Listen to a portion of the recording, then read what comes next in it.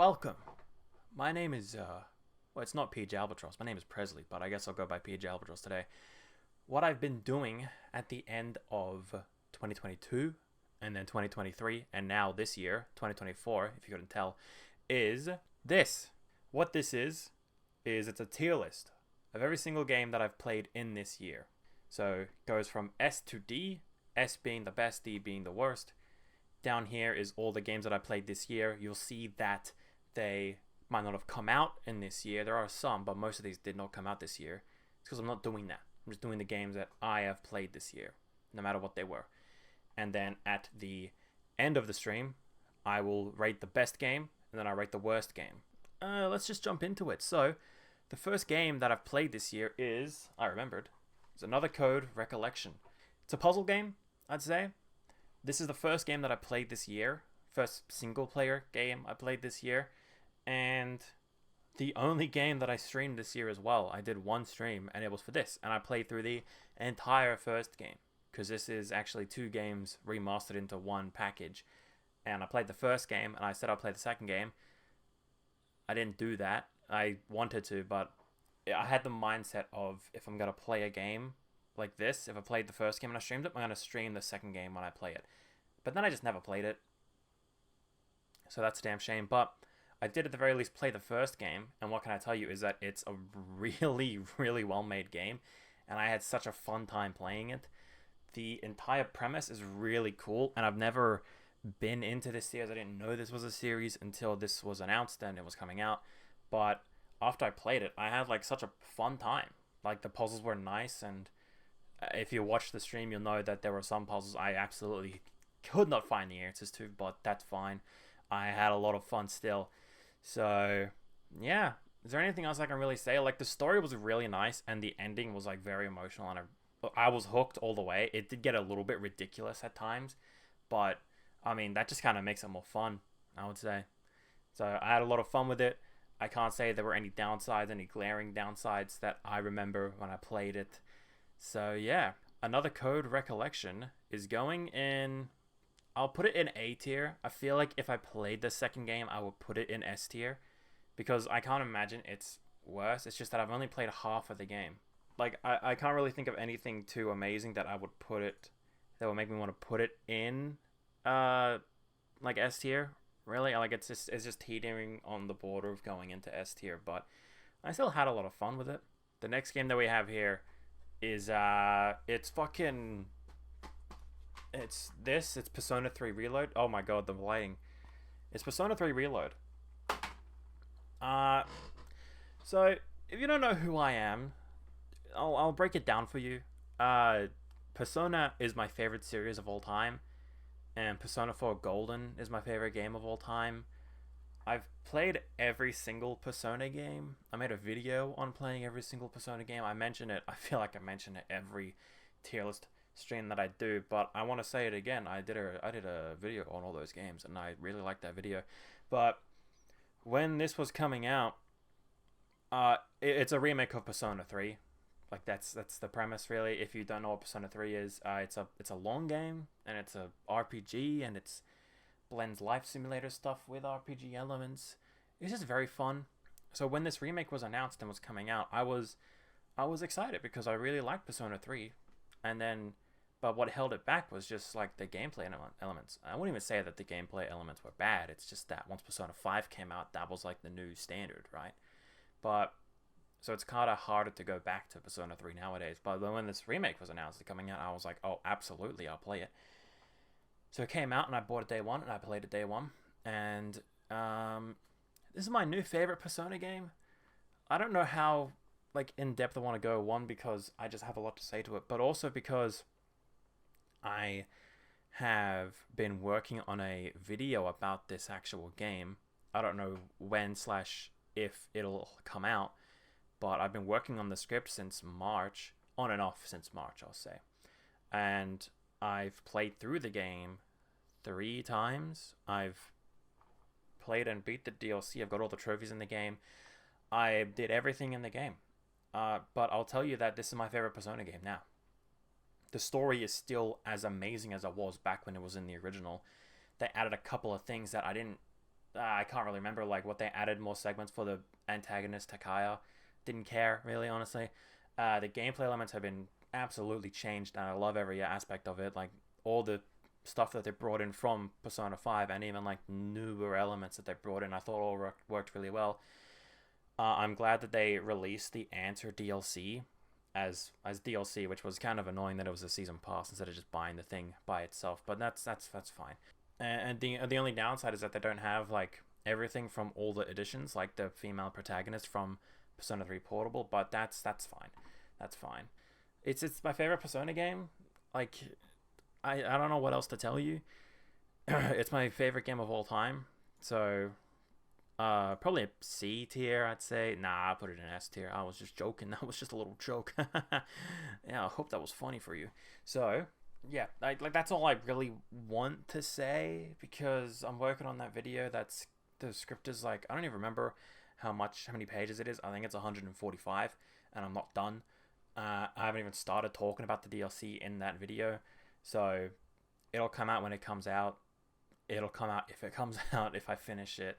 If I finish it. It's longer than my Persona. It's my longest script yet and stuff. But yeah, basically what I want to say is Persona 3 Reloaded, my favorite Persona game, my favorite game of all time. Everything that was a downfall in the original game was fixed. Like, I don't have anything bad to say about it. I'm glad how it looks. I'm glad that it plays well. I'm glad the story wasn't ripped to shreds with a remake. It was kept very faithful, and it added a couple of things that, while I didn't feel the strongest about, I still appreciated what they did. And I'm glad that they released an epilogue, which I really like the epilogue, and that was fixed a lot from the original game. It was still a bit annoying because the gameplay is very repetitive in the DLC, but it's a repetitive of a good game. I don't see the downside, just that it can get monotonous at some time. So yeah, best game of all time. Oh, I might have spoiled what I think the best game of this year is. Oops. The next game is Helldivers 2. I'll say honestly, I didn't get into Helldivers 2 as much as other people did. Like I played it back in when it came out. Like I think it wasn't free on PS Plus. I bought it, and my friends all played it together, and that was a fun time. Like I honestly don't remember a lot about it. I didn't get too deep into it. I didn't sink my time and energy into it as much as a lot of other people did. I still enjoyed my time with it, but I haven't played it since it came out. Even after like what the additions that they've added or they're going to add, I just wasn't invested, man. Like, I don't think the game was bad. It was just that I didn't want to play any more of what I played. I guess that's the best way to put it, is just that while I enjoyed my time with it, I didn't find it entertaining enough to sink a whole shit ton of hours into. I still found it entertaining enough to play with my friends for like a couple of hours, but I didn't see myself playing any more of it. So that's a shame. But whatever. I have my tastes. Helldivers 2, I'm gonna put in B. I feel like putting it in C is too low, A is too high. So B works. I'm telling you how tier lists work. That's interesting. What have we got here? We've got Psychonauts here. Psychonauts was on my tier list of 2022 because that was the first time I ever played it.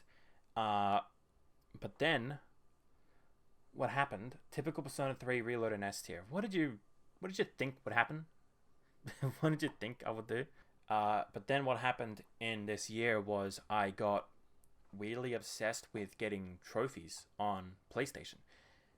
And I've always had an interest in doing it, in getting trophies. Like, I got all the trophies in Persona 3 Reload. I got all the trophies in Crash Bandicoot 1 and Spider-Man and Super Monkey Ball Banana Blitz HD. Like, I would do trophy collecting, but I didn't dedicate like a whole thing to it. But then something snapped inside of me this year, and I wanted to go for trophies. So I thought what I would do first is look through the games that I've already bought digitally and I've played on my PlayStation, and then play it and get the trophies in that. The thing I'll mention is that I played Psychonauts originally on the Xbox, but I already had it on the PlayStation.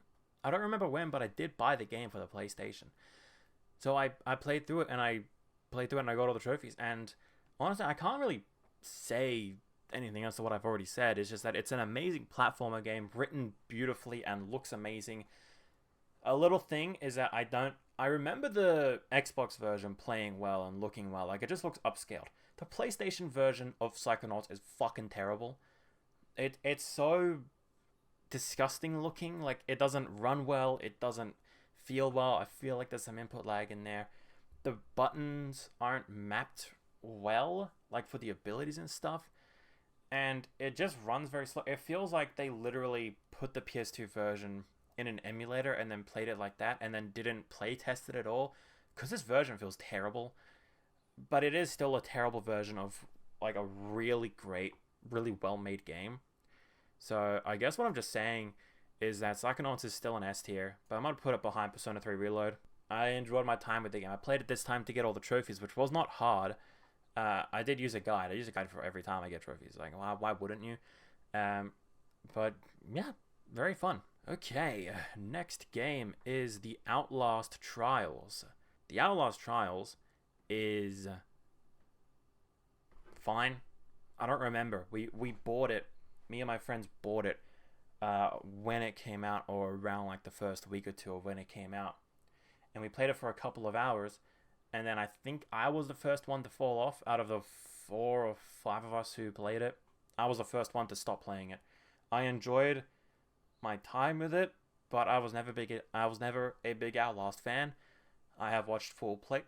Oh my god, I'm gonna throw up. I have watched full playthroughs of the first Outlast and the second Outlast. I didn't really play them. I did watch them get played by people. So I had experience with it. So then when this one came out, like, I had my fun with it, but like I didn't, yeah, like it didn't stick with me at all. Like, it was a fun time, but I didn't care too much, honestly. Like, I don't remember anything about it. My friends played it a lot more than I did, and I fell off at first. I didn't want to play any more than what I already played of it. So yeah, Outlast Trials is going in C tier because I don't remember anything about it, and I don't want to play it anymore. So the next game we're talking about, I have it here physically, is Persona 4 Arena Ultimax. I played the PlayStation version. I have the Xbox 360 copy when it first came out, and I have the Switch re-release that only came out in Japan. So I have that, and that's awesome. And yeah. So Persona 4 Arena Ultimax is a fighting game that's a sequel story-wise to Persona 4 and Persona 4 Golden. And when I first played it back in, I don't remember, when I was making that video for the Persona games, I did not enjoy the gameplay so much so that I just had the battles be played out for me anyways, because I didn't enjoy it, because I wasn't a fighting game fan. But over the years, where I would play like Mortal Kombat 11 with my friends, and then we would play like Tekken at my friend's house, and I was always a Smash Brothers kid. But like, what I'm saying is that over time I grew into more of a more tolerable person for the fighting game genre. Of like Injustice, I played through all of Injustice 1 and all that stuff, so I was more open to trying fighting games again. And I was in again that trophy collecting mood, and I wanted to get it for Persona 4 Arena Ultimax because I wanted to. I hadn't done it for that fighting game. I did it for the original games and like Persona 5 Strikers and Tactica, but I didn't do it for this one. So I wanted to do it for this one. So I bought the game and I played through the Persona 4 Arena storyline, which is the first half of the game, and then I played through a little bit of the Arena Ultimax game, and then I fell off. Like, I'll be honest, I didn't finish the game. I didn't get all the trophies. And I'll chalk it up to, I've already played the game before, and while I am more open to playing fighting games, I still don't enjoy them as much as a lot of other genres.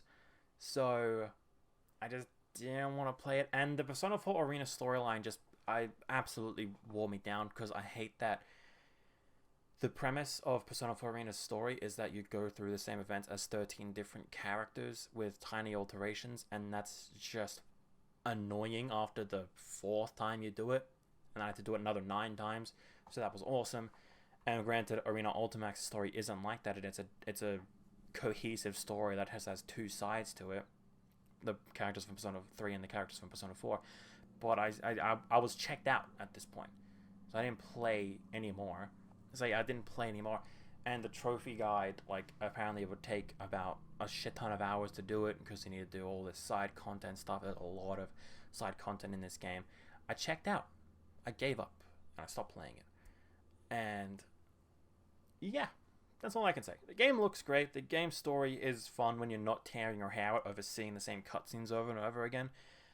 But I couldn't play it anymore. It was enough. It was enough. Persona 4 Arena Ultimax, I'm going to give it a B. Put it above Helldivers 2, but a B nonetheless. A fine game. We get a first time ever Persona game in D tier. It's not in D tier, it's in B tier. I still enjoyed the game, I just didn't finish it. Because I'm not as hooked. I'm not as a big fan of Persona 4 Arena Ultimax than I am to the mainline games like Persona 5 Strikers or Q. It's probably my least favorite or second least favorite line of Persona games. The dancing games rather above or below. I don't know. They have really good music. The next game on the tier list is Content Warning. Content Warning is like a kind of a horror game where you're with your friends and you just record monsters and try to get views on Content Warning's system, I suppose. Fun game. Played it for maybe 2 or 3 days and then we gave up because we got bored of it because there wasn't enough content to keep us into it. It was only 2 maps when we played it. The art style is that there is no art style, or no color at least, and the monsters were pretty cool, but it's just it's a not as good Lethal Company. I feel like I'm not the first person to say that, and I wouldn't even say not as good. It's just that there's wasn't enough content to keep us invested. So it was fun with friends, and I really loved its feature of you can have the videos that you record for the place actually saved to your computer. I still have them saved on my computer. It's very funny, but that wasn't enough to keep us playing it. So I only played a handful of hours, and then that was kind of it because there wasn't much else to do. And there wasn't much else to say. So Content Warning is going to be I'm going to put it in C tier, but above Outlast Trials. I am sure that there is a lot more content in it now, but you lost me. You lost me when you launched the game with not enough content anyways. The next game we have is Golf with Your Friends, a game that I did play with my friends, and we barely played it. Like, I have played a lot of the game before this year, but it's like I played a handful of hours this year, and we had like some fun with it, but we didn't play it for too long. Honestly, like, this is one where like I would have considered just not adding to this video at all, but whatever, I added it. Hey, I've played the game. The game is pretty fun, but we didn't play it for too long. C tier.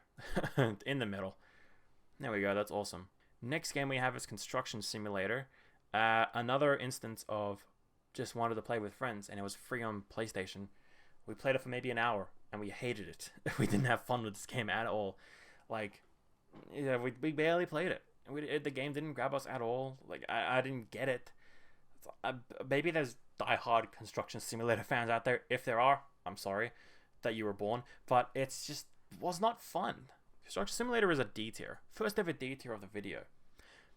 Damn, that's a shame. Now the next game that we have is Sea of Thieves. This game was coming out on PlayStation.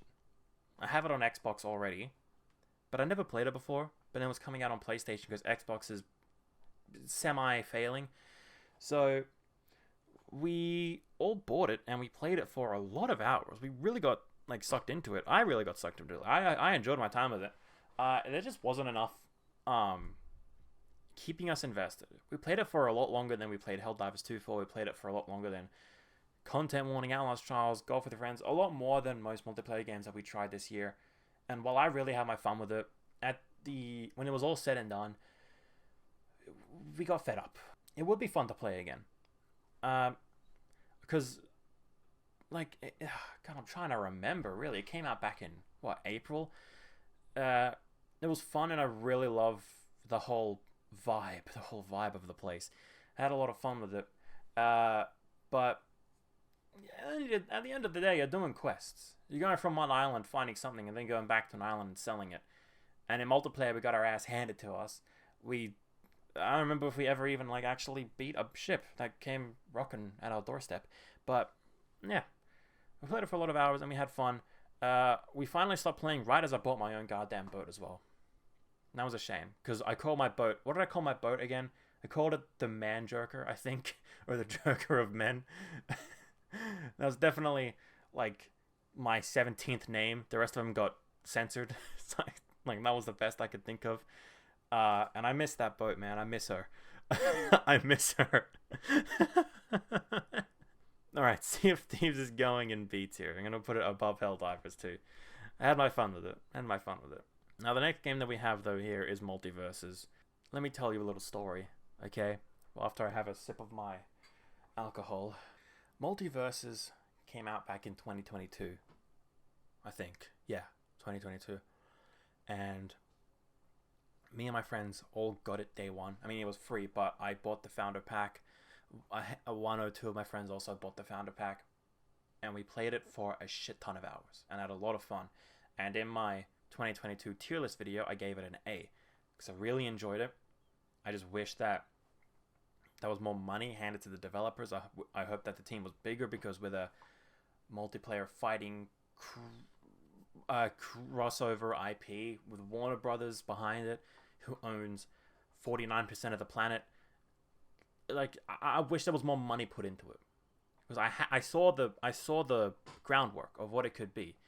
It was very fun. I was very good at it, apparently, but there wasn't enough to keep us in after 50 hours, which is still great. We played it for so long, but we just didn't have fun. And then I checked out of the game, and they got a couple more updates, and then it died, and then it shut down.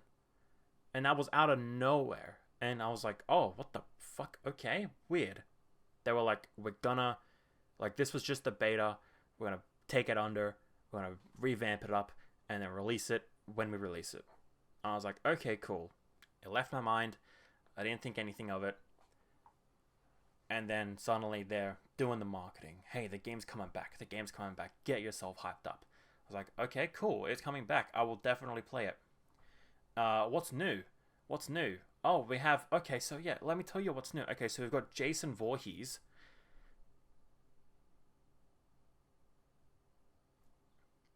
What? The game was out... The game was taken away from us for a year, and you add one character? And the Joker. Sorry, I forgot. The Joker.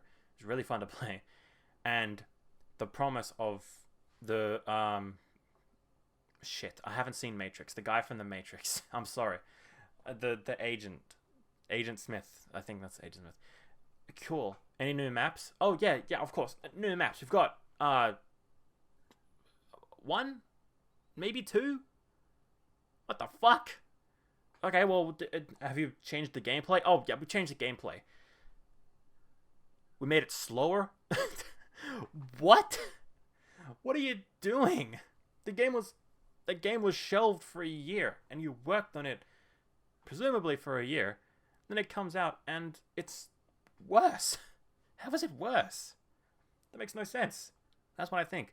We played the game when it finally re-released, and I was like, man, I'm enjoying it.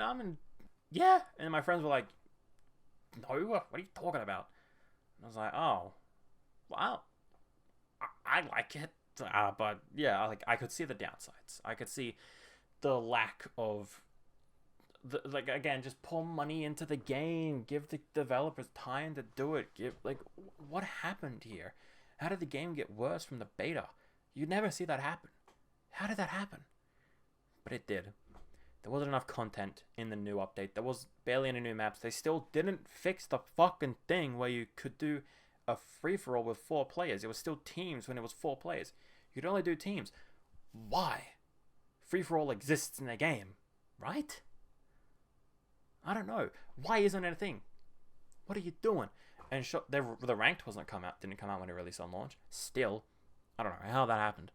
And yeah, they released a bunch of new characters, and it's still getting supports and updates way more than the beta. But you fucked up when it came out. You fucked up when you released it. There was nothing. There were 2 characters and a new map, and then nothing else. And you made the gameplay worse. I feel. I think there's a difference in the gameplay, and I think it feels slower. You fucked it up, and you ruined the game. And, how do you... Shut up, cunt. I feel like if you just message that, you're gonna get banned. I know what you're referencing. It's from Dexter, but if you just type in shut up, cunt, What the fuck are you thinking? Actually, can I make you mod for that? Like, honestly, I respect it. I gotta respect this. How does Warner Brothers mess up? Oh, we've got so much shit. Have you seen Space Jam 2? Have you seen the other shit that they released where it was like, oh my god, like so much IP? Ready Player One? Was that Warner Brothers? I think it was. You see Space Jam and that's all Warner Brothers, and there's all the crossover shit, and then you release a game that is free. Like, it draws in so many people, and then you fuck it up by just not giving it any support? What are you thinking? Multiversus is going in C. What a fucking disgrace. What a downfall. How did you manage that? That's insane. Like, I would love to go back to it and see what is in it now, because I hadn't played it in half a year. Like, when did it re-release? Was it back in June or something? Like, what the fuck, dude? The next game that we're talking about is Astros Playroom. Yeah, this was the first time I played Astros Playroom. I got the PS5 when it came out, and I did not play Astros Playroom at all. Then I finally did. And, I mean, like, I feel like everyone has already said their thoughts on it. It's very fun, and I can't believe it's free. Can't believe it came with the PlayStation. But it's free. Like, that's awesome. So, I played it to get the trophies, obviously. Like, it's very easy to get the trophies in this game. And yeah, Astro's Playroom is very fun, and I'm glad that they made it, and I'm glad that they made Astro Bot a full-fledged game, which I will get to in a handful of games. I can see it down there. I did play that game this year as well. But Astro's Playroom was a great starting off point. Yeah, a great platformer. Belongs up there with the greats, like Mario and those other guys. It belongs up there. It's very well made. I love how it actually shows you what the PS5 is for, because no other game does that. Like, not even what the PS5, it just does shit that the PS5 can only do, and not the PS4. The adaptive triggers, it uses the adaptive triggers really well. It uses the new rumble, it uses the new gyro function. It does it all really well, and then no other game does it. Like, what are you doing? That's more a thing about PlayStation. Astro's Playroom, I'm gonna put it in A, like top of A. I don't know if I can say it's an S, because it's very short. I mean, it's free. Like, I can't complain about how short it is when it's free and it's of this quality. I just wish there were more. And there was more, and I'll get to it later. But yeah, I'll put it at the top of A. But now, I guess the next game we should talk about is fucking Minecraft. Again, I played it for the trophies. What do you want me to say? It's the most successful game of all time. It sold the most amount of copies. It's the best-selling game of all. I'm gonna throw up. It's the best-selling game of all time. It was fine. So I'm not a big Minecraft fan anymore. I was when I was a kid. I watched so many videos about it, and I did all this shit about it. Now I played it just for the trophies. Like, I was speedrunning for the trophies. Like, I didn't care about building anything. I just played it. I got all the trophies. I made it a world. My friends would come in and get the trophies as well, so they could get the plat as well. It was fun to get the trophies, and I'm not doing all the add-on shit that they added. Like, I just got the base game's platinum trophy, and then that was it. Yeah, like, every time I try to play the game with my friends, we play for less and less hours. Like the magic's gone in Minecraft. The magic's gone. I can't play it that much anymore. I only played it this time for the trophies, and even then, the funny thing that happened with Minecraft is my PS5 crashed 2 or 3 times playing Minecraft twice in one day, and that was when I was like, alright, what are you doing? 1, how is it crashing? Is it a thing on PlayStation side? But also 2, I should clean my PS5. And I did, and now it runs better, and I don't think it crashed after I cleaned my PS5. But yeah, B. There. I'm but above Sea of Thieves. Hey, what about the next game that I played? Well, I have it physically. It is, let's see if I remembered that I didn't forget any. Is it, yes, Crash Bandicoot, the Insane Trilogy. Specifically, I played Crash 2, because I already platinumed Crash 1. That was the first platinum I ever got when I got my PS4. Yeah, I think so. And then I tried to play Crash 2 for a little bit, and then I fell off back then. Hey, I'm going crazy for platinum trophies. Let me try to play Crash 2, because I've already played it, but I didn't get the platinum. So I did that, and I got the platinum, and it was fine. It was a bit difficult and a bit annoying, but it was fine. Way better than Crash 1's. Crash 1, the fucking... I don't even know if it's an actual required for the platinum, but the Stormy Ascent level, oh my god. But yeah, I platinum Crash 2. Had a lot of fun with it. I really love this trilogy. I really love this remake. Like, I have a really real soft spot for this stuff. That being said, when I went to Crash 3, I only played it for a couple of, like, an hour or two, and then I didn't finish Crash 3, so I still have not actually finished this trilogy. This was the first PS4 game I bought, and I haven't finished it. This was the first PS4 game that I ever bought, and I haven't finished the fucking thing. First PlayStation game I bought with my own money, and I still haven't finished the fucking thing. But I still love it. I have a lot of fun with it. It's annoying, and there are moments when you're like, oh yeah, this wasn't meant to happen, but I still have a lot of fun with it, and I can't wait to finish it in 2028. So yeah, Crash Bandicoot Trilogy, I'm gonna put in A, yeah, I'll put it above Another Code Recollection. I feel like if I finished Another Code, it would be a different story, but I haven't. So I'll put it there. Okay, let's shotgun 2 right now, because fuck these things. My Name Is Mayo 1. Played it for the trophies. You press a button over and over again until you get the platinum. C tier. My Name Is Mayo 2. Same thing. Better than the first one. Is that a hot take that I think the second one's better than the first one? Does anybody care? Does anybody buy this game not wanting the trophies? Or do they just buy it and they're like, I can't wait to play as Mayo, and then they press one button over and over again and they're like, I want my money back. No. The game is for the trophies. Played it for the trophies. I'm a little bitch. I played Shovelware to get trophies. Oh my god, no. Who gives a fuck? Alright. Hey, the next game is what is this? Goat Simulator 3. So, I had this in my tier list of 2022. Yeah, I think it was 2022. And I played it only for a couple hours and only with friends. Now this time, I beat the game, and yes, I got all the trophies. It was easy. Like, I read a guide and it was pretty fine. But I played it all, and then I did it, and then 2 days later, they released they announced the DLC with trophies in it, and I was like, fuck! I didn't do that, by the way. I didn't play the DLC for it. And honestly, you play it for a couple hours, you played the entire game. Like, the final boss battle was pretty funny. And the game is very well made. It's very good. Like, I really like the open world and exploring the entire place and getting all the new gadgets and stuff. Like, I had a lot of fun with that. But it's nothing too groundbreaking. It's just a fun time that you don't need to take seriously. You don't need to write notes on what's happening or what's the fucking story here. You just sit back, relax, and you have a lot of fun with it. And I'm glad that I went back and actually beat it and got all the trophies, because I just had more fun. That being said, I will not play the DLC. I mean, I might one day, but I have no interest in doing it right now. Goat Simulator, I'm going to put in A tier. Yeah, it went up. I'm going to say A tier. Saying that Goat Simulator 3 is better than Persona 4 Arena Ultimax really hurts my fucking Persona virgin brain and heart, but it's just facts to me. You know what the next game is on this list? It's fucking GTA, the Trilogy, the Definitive Edition. Now, this was in my tier list of 2022, and I only played San Andreas, and I did beat it, yeah. So for this time, the only game that I played on this was GTA San Andreas.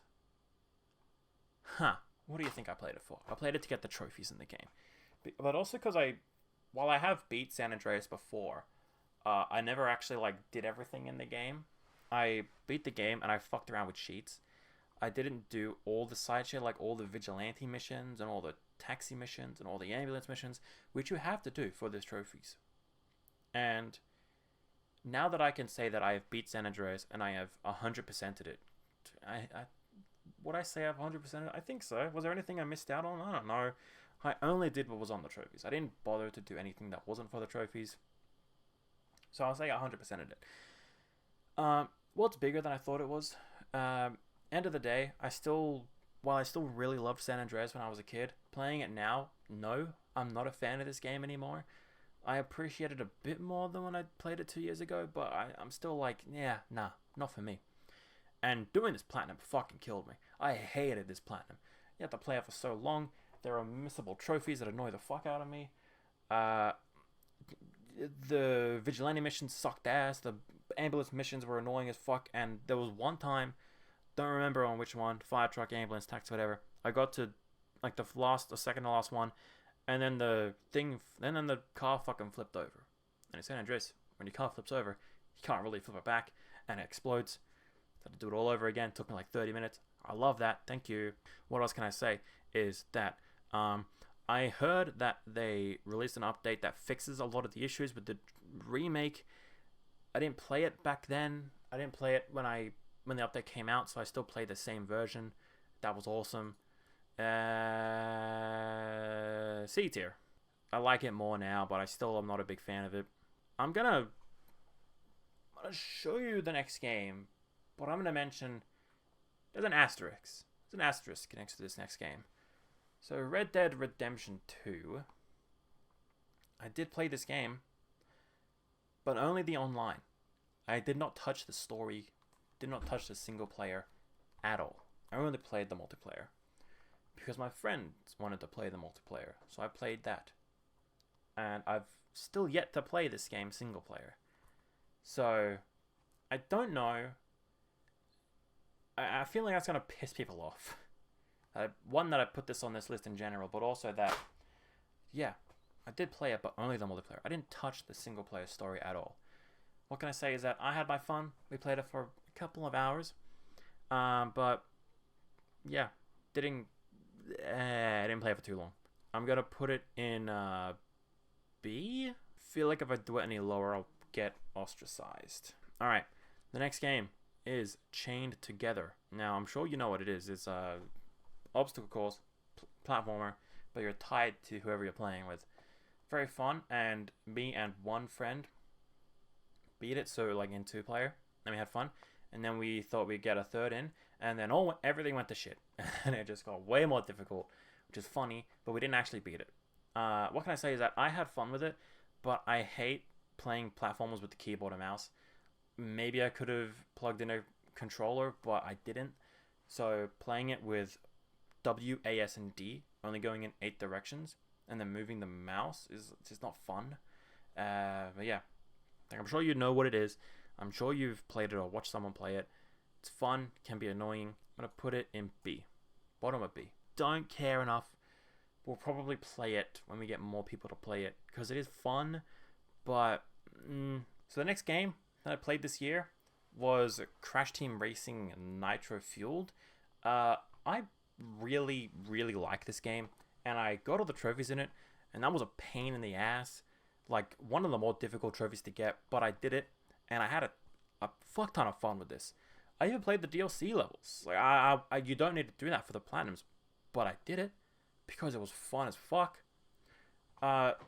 Yeah, the racing is so good, and I feel like a very good, like, difference to what Mario Kart is. It breaks away from everything that Mario Kart does, because if you play any Mario Kart clones, or you play any racing games like fucking Square Enix is a racing game, or like Sonic racing game, you're like, this is good, but why am I not just playing Mario Kart? If you play Crash Team Racing, you're playing it and you're not even thinking about Mario Kart. This is a new aspect of racing, and I love it. While I don't prefer it over Mario Kart, like I can still enjoy this a shit ton. The character roster is amazing. The tracks are really good and really well made, and the story mode is funny. And I love that this is a remake of Crash Team Racing, but they brought in everything from Crash Nitro Kart, all the characters, all the tracks. Did they bring all the characters? I don't know. But they released so many characters and all this. There's a lot of content in this game. But then apparently, like, Activision fucked it with an update, and now, like, the store is a daily rotation, and that's annoying, because I wanted to play as Spyro, but you couldn't find Spyro. I had to, like, re-roll it a couple of times, and I finally found Spyro, and now I play as Spyro. I love it. And this was also, like, probably the pinnacle of me learning how the game works, just so I could get that platinum. I had to literally dissect the course so much and do so much. But yeah, Crash Nitro Kart, like Crash Team Racing, sorry. And I had to really learn everything about the tracks and the characters and all the little all the technicalities. I had to learn everything about the game to get the platinum, and I enjoyed that. I didn't look up. I think there was only 2 tracks that I looked up the actual time trial for because I could not figure it out. But that was still very fun. I had to, like, do 95% of the game by myself, and I wanted to, and I had a lot of fun with it. End of the day, Crash Nitro Kart's an A. Put it above that. Would I put it above the actual original Crash? I don't know. I don't know. Yes. Yeah, I will. I will. I enjoyed this more than Crash. Original Crash. Next game on the list is Police Simulator. I played maybe an hour of this. Again, another matter of, hey, we're bored. Multiplayer games are shit now.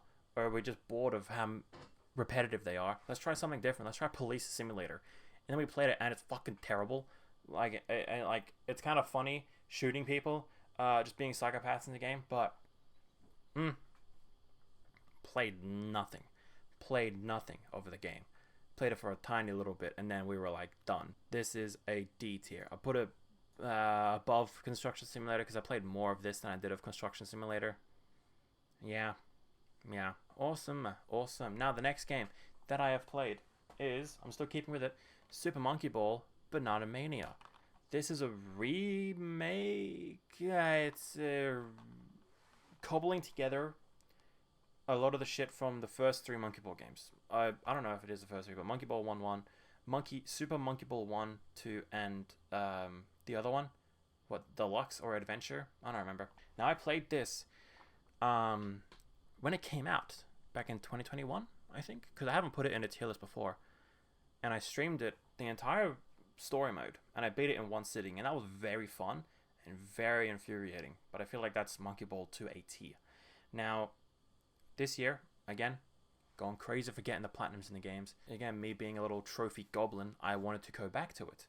So, I went back and I'll give a little bit of premise for you, right? Is that when I played it originally, after beating it on stream, I wanted to go for the trophies. So I did go for the trophies.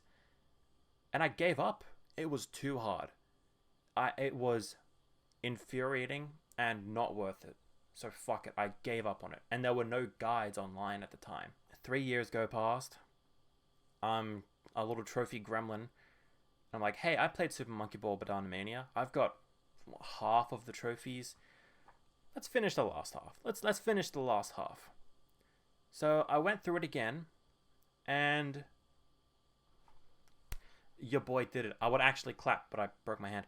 But I did it. I got all the trophies in the game, and I can't believe I did that. Like, that was insane. Like, the game is so hard. This is probably the hardest platinum I've gotten. You have to beat the entire first game without dying 99 times. The whole entire second game without dying 99 times. You have to do all the mini games, normally with the hardest bots in the game, that make it, they're just cheating. The game is one of the hardest games I planned, but I did it, and without a guide. I still don't think a guide exists, not one that I saw, but I did it, and I love this game. I am a big fan of Monkey Ball, even though I've only played 2 Monkey Ball games. It's this and Banana Blitz HD. I really like them. I have a soft spot for them. Like, yeah, I'm sure they don't feel as well, or they're not as polished as the originals. But I haven't played the originals. I've only played these, and I love these. Yeah, like, the game is fun, and there's so much to do in the game, and the shop was really cool, and the levels are really well made, and yeah, it's fucking Monkey Ball. It's an arcade game. I had a lot of fun with it. I played it for 50 hours. I think the time was 50 hours on Monkey Ball, and I was pulling my hair out. I was punching myself. I was absolutely punching holes through the TV, but I managed to do it. And that's, like, thank God I finally did it. Monkey Ball Banana Mania is going in, S tier. Ooh, I don't know about that one. I'll put it at the top of A. I'd say if it was just a little bit more polished, it would be an S tier. Because, again, everything that I've heard, the mini games sucked. They're not fun. The mini games aren't fun at all. And from what people say all the time is that the game doesn't feel as nice rolling around than in the original. And I wouldn't know, I haven't played them, but I'll take them for their word. Huh? The next game that is on this list is Spyro Reignited Trilogy. Don't know if I want to count this one either. So I've already beat this game and got all the trophies years ago. Fell off. Man, what the fuck? A very fun game. I love this. Spyro is really a really soft spot for me, even though I never played a Spyro game before. I think I had Enter the Dragonfly and A Hero's Tale on the GameCube. But I don't remember. Oh, I don't remember anything about them. I played them barely at all. So this was my first adult experience with Spyro, and I love these games so much. I only counted this one because my friend wanted to do the same, and sometimes what we would do is we would do the share play on the PlayStation. So then I would play the game for him sometimes, and that was very fun, and I wanted to do it, and I love Spyro so much, and I just had a blast with it. I only played Spyro 2 with him and a handful of times, but I'm counting it because I love Spyro, and I want to talk about Spyro. The game is so cozy. This remake is amazing. And like, I never knew of the company Toys for Bob, but watching them and watch them make this game and make Crash 4, like, they're really talented, and I loved every second of this game. Even the tough and annoying parts, it was a challenge, and I loved the challenge. It's like, this game was amazing from start to finish, and I played through all 3 games in a row. Not like with Crash, where I played the first game, waited 5 years, and played the second game, and still have not finished the third game. Spyro, day in and day out. Played it, beat it, went straight to the second game, went straight to the third game. I love this remake so much. Yeah, Spyro's going to NES. Yeah, is it better than Psychonauts? Ooh, because this is 3 games in one, and they are all really high quality. This is one game that was phenomenal, but the PS4 version sucks. You know what? Yeah, I'll put it above it. I love Spyro so much. And I hope that they make a new Spyro game. I hope Toys for Bob makes a new Spyro game, or I hope that the new team that might do it just put some love into it. Because I hate that when they remade Crash 3, the 3 Crashes, and when they remade the 3 Spyro games, Crash sold more, so they made more.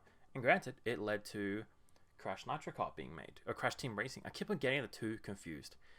But it led to the remake of Crash Team Racing being made, which is amazing. And then it led to Crash 4 being made, which I haven't touched, but I've heard is very well made, and it looks really nice. And then it led to Crash Rumble. But it still looks good, I guess. But I don't know anything about Crash Rumble. But then Spyro was left in the dust. Granted, he made a little cameo in Crash Rumble. I think you can play as him in Crash Rumble. You can play as him in Crash Team Racing. Yes, that's the correct one. And he does a little cameo in Crash 4. He's a little inflatable fucker. But they didn't make a new Spyro game, and I want them to make a new Spyro game because this game was really good. It's really well made. And then they fucked them over. Or the Toys for Bob team, I hope, because they went independent, if they don't have the Spyro IP anymore, I don't know why they would, but if they don't make a new Spyro game, I hope they make something original, but they keep their own, they keep their own flavor, they keep their own specialties, and they make a game that's like Spyro. They take the experience from making Spyro, or just remake Spyro, and make something brand new. I feel like that's what they're gonna do, and I feel like they really like Spyro as well. So I hope that they make more. I hope that they make a successor if they don't make a new game. Yes, I agree. Spyro is a better character than Crash because Spyro is a character. Like, he can talk. Crash is funny and he can emote, but he doesn't talk. Spyro goes on adventures and he learns stuff, and he's cool. Crash is a fucking menace. Like, I like Spyro more than I like Crash. I'll say it. So, the next game is 5 games. I've been dying to do this. Ooh, here's a thing. Okay, so it's The Walking Dead, the definitive edition, but I'm gonna rank every 5 seasons by themselves. Cody, do you want to get in a Discord call and be my special guest to talk about these 5 games? Context, we had the idea of, let's play this, but we play an episode together. So I play episode 1, he plays episode 2, I play 3, he plays 4. And that was a great idea. It made it so much more fresh. So I want to see if he wants to do this as well. Okay. I'm gonna try and keep it censored as much for this little Walking Dead. Right. All right. Cool. You know what? I appreciate it, but also shut up, cunt. Okay. You know what? I appreciate it, but also So what I want to do is, what you've seen because of the how we're doing it already, is I want to go through it one game at a time. So first off, let's talk about season 1 all the way through to season 2, the 3rd season, then the Michonne season, and then the final season, right? Yep. Yes. Run me through it, right? Because I definitely, with the first game, is that when it was coming out, I watched a lot of people play the game. I never actually played it by myself. I played through like maybe episode 2 or episode 3, and then I stopped because you had to buy the game, and I didn't have any money, so like I didn't finish the actual game. But I watched so many people play it. I watched so many videos back when it first came out, back in even like 2012 or something, right? Is that about the same experience that you had, Cody? What was your experience? I mean, again, I'm on the same boat. Like, I played it. I watched other people play it. I couldn't get through the first episode, or pretty much the first scene, because I'm fucking shit at games. But overall, fun experience. I mean, like, you know, the best season, of course, in my opinion, at least, with Clementine and Lee and their bonding, their connection.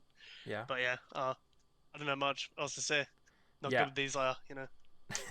I will say that, like, because I believe with this season, you didn't play. I played it mainly myself, and you were maybe watching, and I think, like, maybe sometimes I asked you, like, pick a choice for the, I mean, when you were playing it, yes, I was, you know, doing it, but again, I already played the game, I already played through it all before, But, but I'm saying, like, when I was playing it, you weren't actually, like, playing an episode. Like, the system that we did later, where I played an episode, you played an episode, I was only playing it, and then I think you were watching. Yeah, you were only playing it season 1. Yeah. And you sometimes, like, I asked you for a choice or something, but it was mainly just me playing. I feel like I agree. I think it is the best season. If anything, the only thing for me is that because we're so far away of when it came out, and so many other games have come out, not only in the Walking Dead Telltale series, but the Telltale company themselves just showed how much they can improve until they didn't, and they fucking went bankrupt and shit. But 100%, yeah. Because I've already watched the story being played out so many times, and I've watched every choice. Like, I would see what the different choices did and everything like that. When I was playing it, I wasn't as into it, just because I knew what was happening. And it's a story game. There's no gameplay. So if you've already seen the story as much times as I have, I wasn't invested in it. Yeah. Yeah. I mean, it's again, like, if we're just speaking Walking Dead Telltale, like, it's fun overall when you're playing it, but it's not the type of game that you'd be, like, sitting there and be like, okay, this game is better than other games out there, because it isn't. Again, overall, it is a Telltale, so, like, you're making your own choice after all, like, you know. In terms of story, you would say it's still up there with, like, games that come out nowadays and everything, but it's a movie that you can play sometimes, and because we've already watched it so much, we're not as devoted to it when it came out 12 years ago. Has it been 12 years? That long? I think it has. I think it has. What the fuck? Okay, so The Walking Dead Season 1. I mean, even though we said, like, we're not as into it as we used to be, I would still put it in S tier. Like, the impact that it did, the impact that it had on the entire gaming community, how many awards it won, how well it sold, and again, how great the story is. Okay, are we talking overall, like, what we both experienced while we were playing it? Because, again, you played Season 1 by yourself. I was just watching. Yeah, but you have played this. Yeah.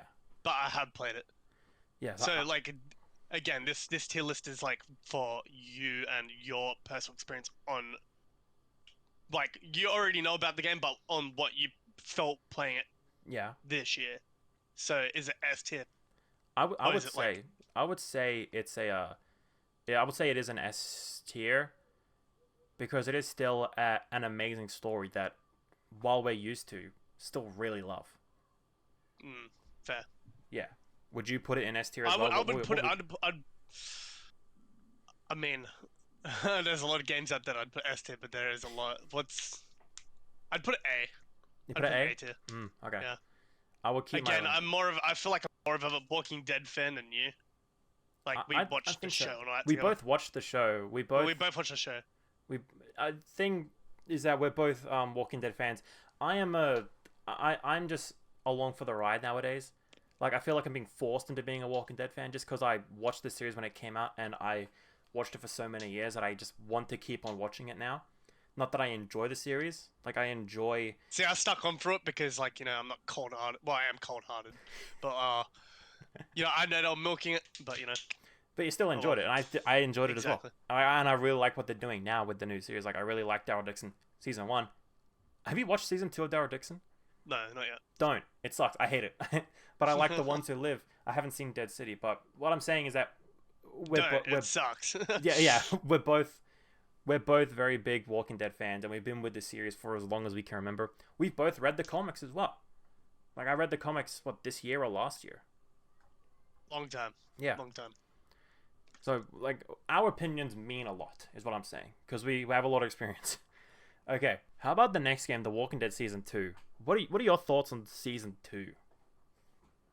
I mean, compared to season 1, I like the characters more in season 1, but some of them, like some of the characters in season 2 compared to season 1, I compel more towards. I don't know why. Maybe it's just when I played these games so long ago and then replayed them again last year when I platinumed the game on the PlayStation.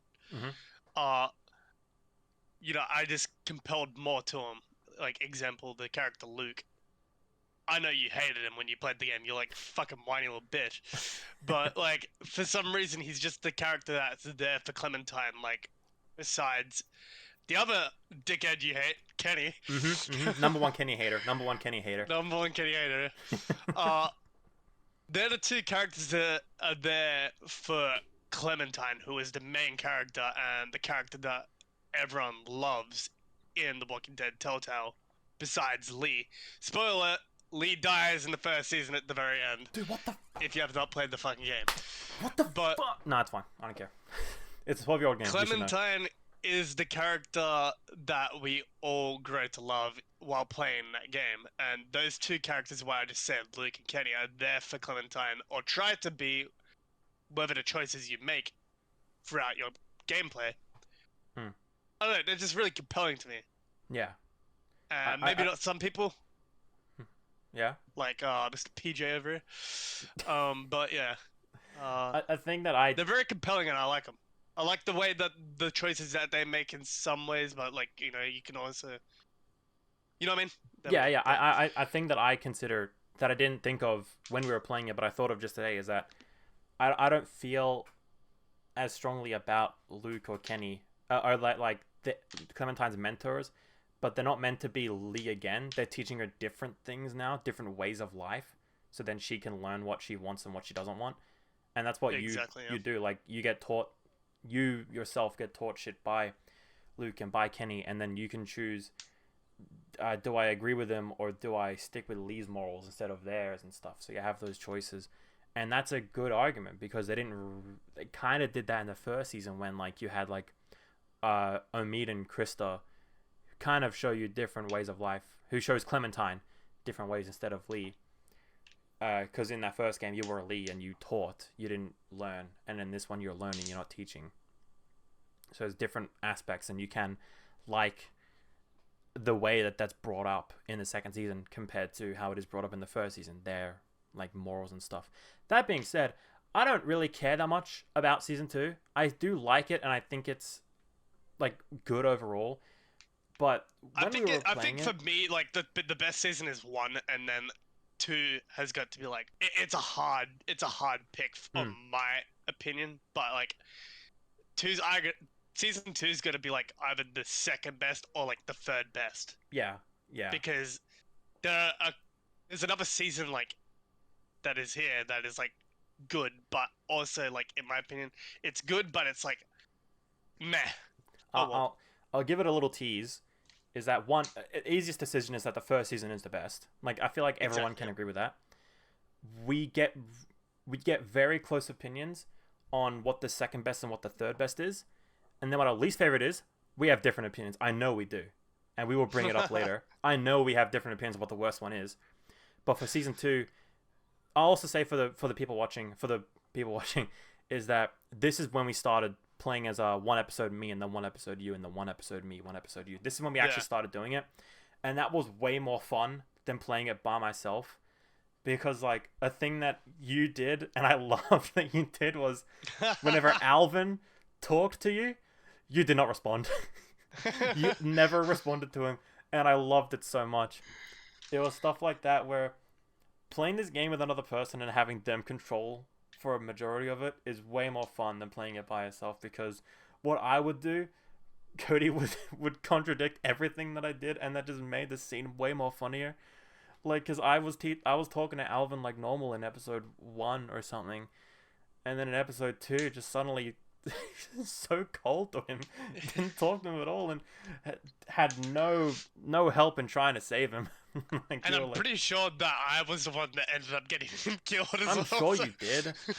I mean, he was gonna die either way, but like, yeah. You know, I'm pretty sure I was the one that ended up like, you know, making the choice to where he dies. Yeah. So, you know. But playing this game with another person where you both have control is way more fun. Like, it's not as cohesive, and for people who care about the story, who playing it for the first time, won't be as good. But for someone like us who has seen it been played out so many times, this was a breath of fresh air and was so fun to do. But in terms of like the actual game, yeah, I feel like when we were playing, it is just very much like while you see a different side of things because you're playing as Clementine, who was in the first game, and is an opposite because now you're learning and you're not teaching. What actually happens is still very much like a rehash of what they did in the first season. At least for me, it just felt much like of the same. It didn't differentiate itself enough in terms of story, and in gameplay was just, I mean, gameplay is nothing to talk about because there is no gameplay. The writing wasn't as strong, and maybe it would have been better if this was the first season and you're playing as Clementine, because then you learn as you're playing. But because you played the first season and you already know what you want to do, you already like have your morals and in this world, you play this, there's nothing really to contradict what you already thought of in the first season. Do you know what I mean? Like, they give you these moral choices and you're like, it's meant to be a tough decision, but it's like, I've already had this experience, I already know what I'm doing, so nothing hits the same. So that's like what I can say, because in terms of story, like, I don't remember as much, and the character deaths were funnier and were more annoying. And like the biggest one for me is Luke on the ice. Like, that was just like really dumb. Yes. And Bonnie being there was really dumb. And it's just, this was the start of Telltale not writing it in a cohesive manner. They only wanted, like, they had these ideas of how they die first, and then they wrote after the fact of how to get there, so it doesn't feel as natural. Like, they had the end in sight, and then they wrote backwards. They didn't have a cohesive story. They just were like, I want this to happen, I want Luke to die, I want them to die. How do we make it happen? I don't know, figure it out. So then they just wrote it. Like, it doesn't feel as natural. But yeah. And then that final fight, that final episode, I was very much... Was I controlling the final episode? I think I was, because I killed Kenny instantly. Yes. Yes. Yeah. I killed Kenny instantly, and then I don't remember what we did. We went back to Crawford, or not Crawford, the supermarket, and then we let the people in. And then, yeah. Dude, I can't remember anything from like the second season, No. like towards the very end of it. So like, you know. I'll also say, like, this list is also kind of false in that I made it as when I started playing the games. We played these 5 games throughout the course of the year. We only finished the final season, like 2-3 months ago. So we did not play these 5 back to back. What I showed in here, it's just more cohesive to put it all in one section. So we played these 2 seasons a long time ago. So we don't remember as much as we do about like the final season, because we played the final season only a handful of like weeks ago, whereas season 2 we started back in fucking like June or July or something. Long time. But yeah, I feel like that's what I think is just that The Walking Dead season 2 is very much a rehash of stuff, and while it is a new take on things, I've already learnt my lessons from season 1, so when I do this stuff here, it doesn't teach me anything new. I'm gonna put it in I reckon it's C. You put it in C? Ooh. I'd put it in C. I reckon it's a really good season in my opinion. But if we're talking about like playing it this year, it's like I don't remember much from it, and everything that you've just spoke about as well is facts. And again, my personal opinion, I would put it in B tier, A tier. Where does C tier come from then? For you specifically, I reckon you'd put it in like a C. No, I'll not put it in C. I'll put it in I'll put it like above Red Dead 2 even. But I'm only putting in that because I haven't played. You're gonna get a lot of hate. No, but I'm doing that because I haven't played Red Dead 2 single player. I only played the online. I didn't play the actual game yet. That's why I'm doing it. If I played the actual game, it will not be like that. But I haven't played it yet, so like, don't get mad at me. It looks really wild out of context seeing Red Dead 2 below Sea of Thieves and Minecraft, but it's because I haven't played the single player game. That's why. Okay, I'm excited for this one though, Cody. I'm excited, and you know why? It's time to talk about season 3. What are your thoughts? It's a D tier. It's a D tier. Cody, this is all right. D-tier. What do you think, Cody? What do you think? I want to hear what you think. It's just fucking boring. It's just boring, dude. Like I've spoke to you about this before. I've said it out loud before, but like now stream time's come around. Like we're speaking about it. You know what I mean? It's boring. I do not like it. Not one bit. We were playing it, dude. Episode. You play one. I play one. You play one. I play one. Dude, I was just. You broke that rule. Half of the time, I was making the choices. I was just fucking zoning out on my phone, doing whatever. And you're like, Cody, you there? Did you press the button? You didn't make your choice. You know, and I don't give a fuck. Just let's get through this.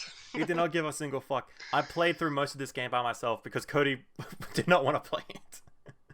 I think the final episode, you were meant to play the final episode, and I played it. I'll tell you why. I think I've already said this before, but I'll tell you why. The third season, the characters are not appealing or compelling to me whatsoever. Yes, Clementine is in the third season. Yes, I like what she does in the third season, but Javier is his name, the main character in the third season? Yep. Javier. And then his little fucking family and shit like that. Like... what these don't get shot in the fucking head, and you're like, yo, finally something, woohoo! Like, yes. You know, who gives a fuck? We were shouting when she died because something finally happened. Like, and then you got his like little fucking, but yeah, his son is like just. He's Gabe. I want to say it, but I can't. He's Gabe. annoying. He's annoying as fuck. Yeah, we're just gonna say he's annoying, but like you know, I want to I'm say definitively more, saying he's annoying.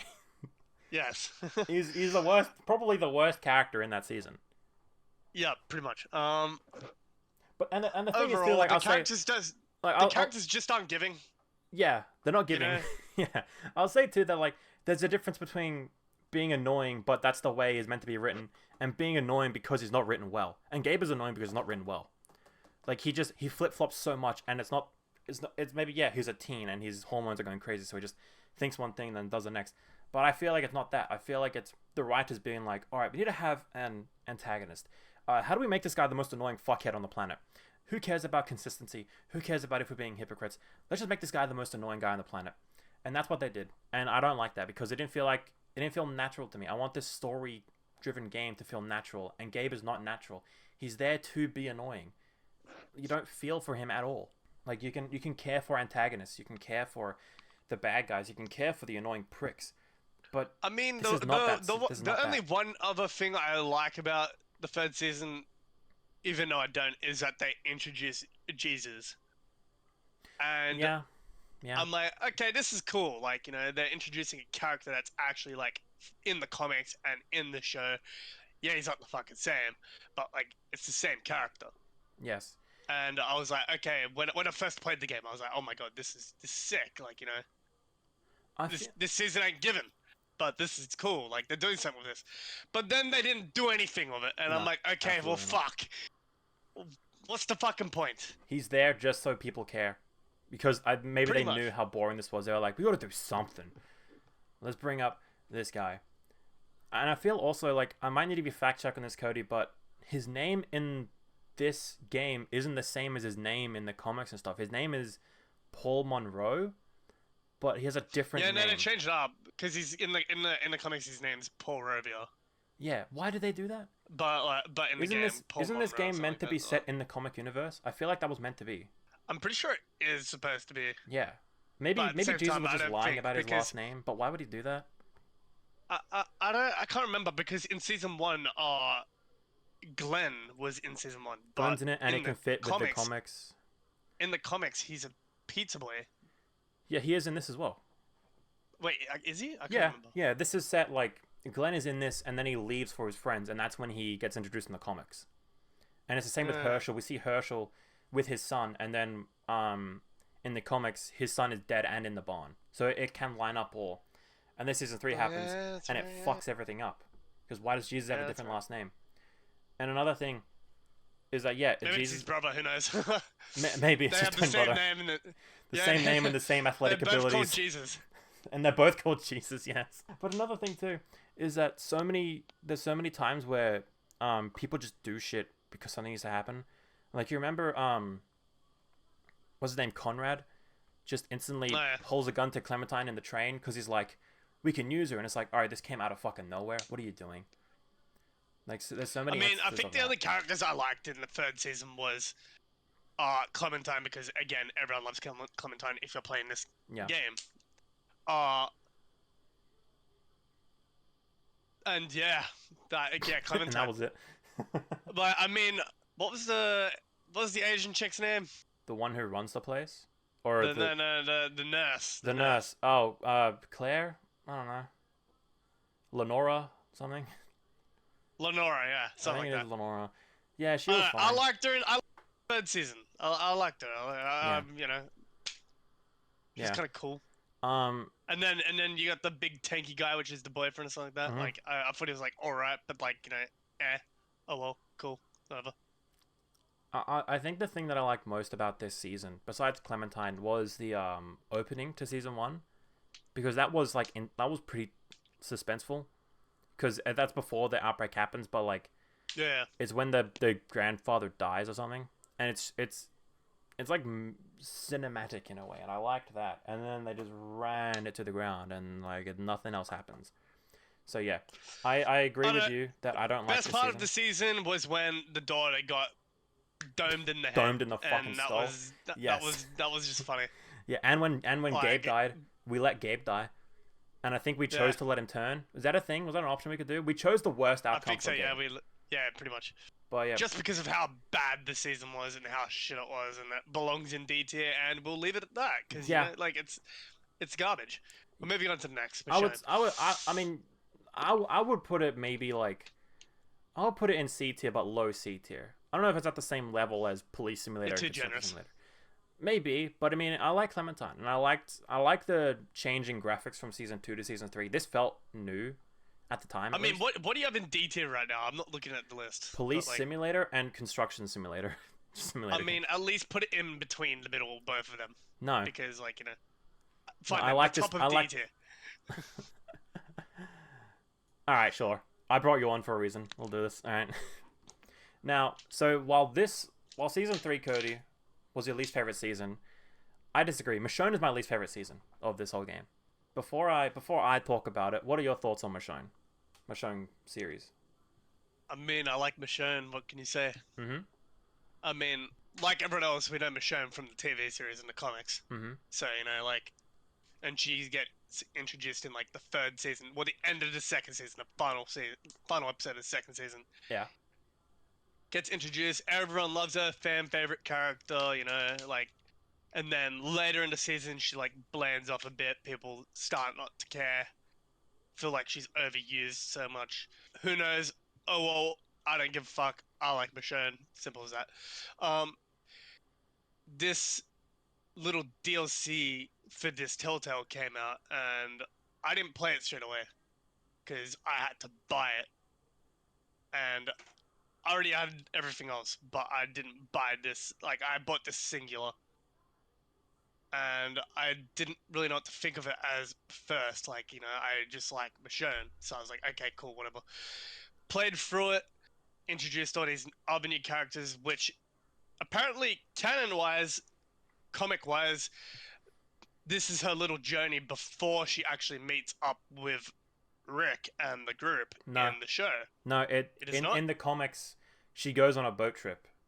It's like, you don't see what it. But season? This is in the comics. This is in the comics. It didn't happen in the show. Oh, is this what? Is this when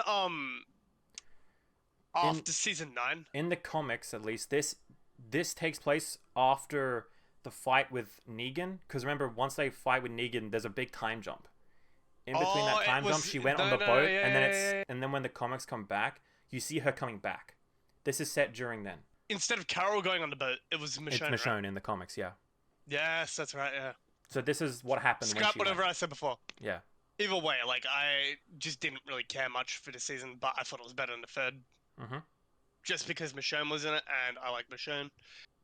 I thought some of the characters were alright, but also forgettable. Overall, yeah, not really much to say about it. Okay. So let me tell you what I think.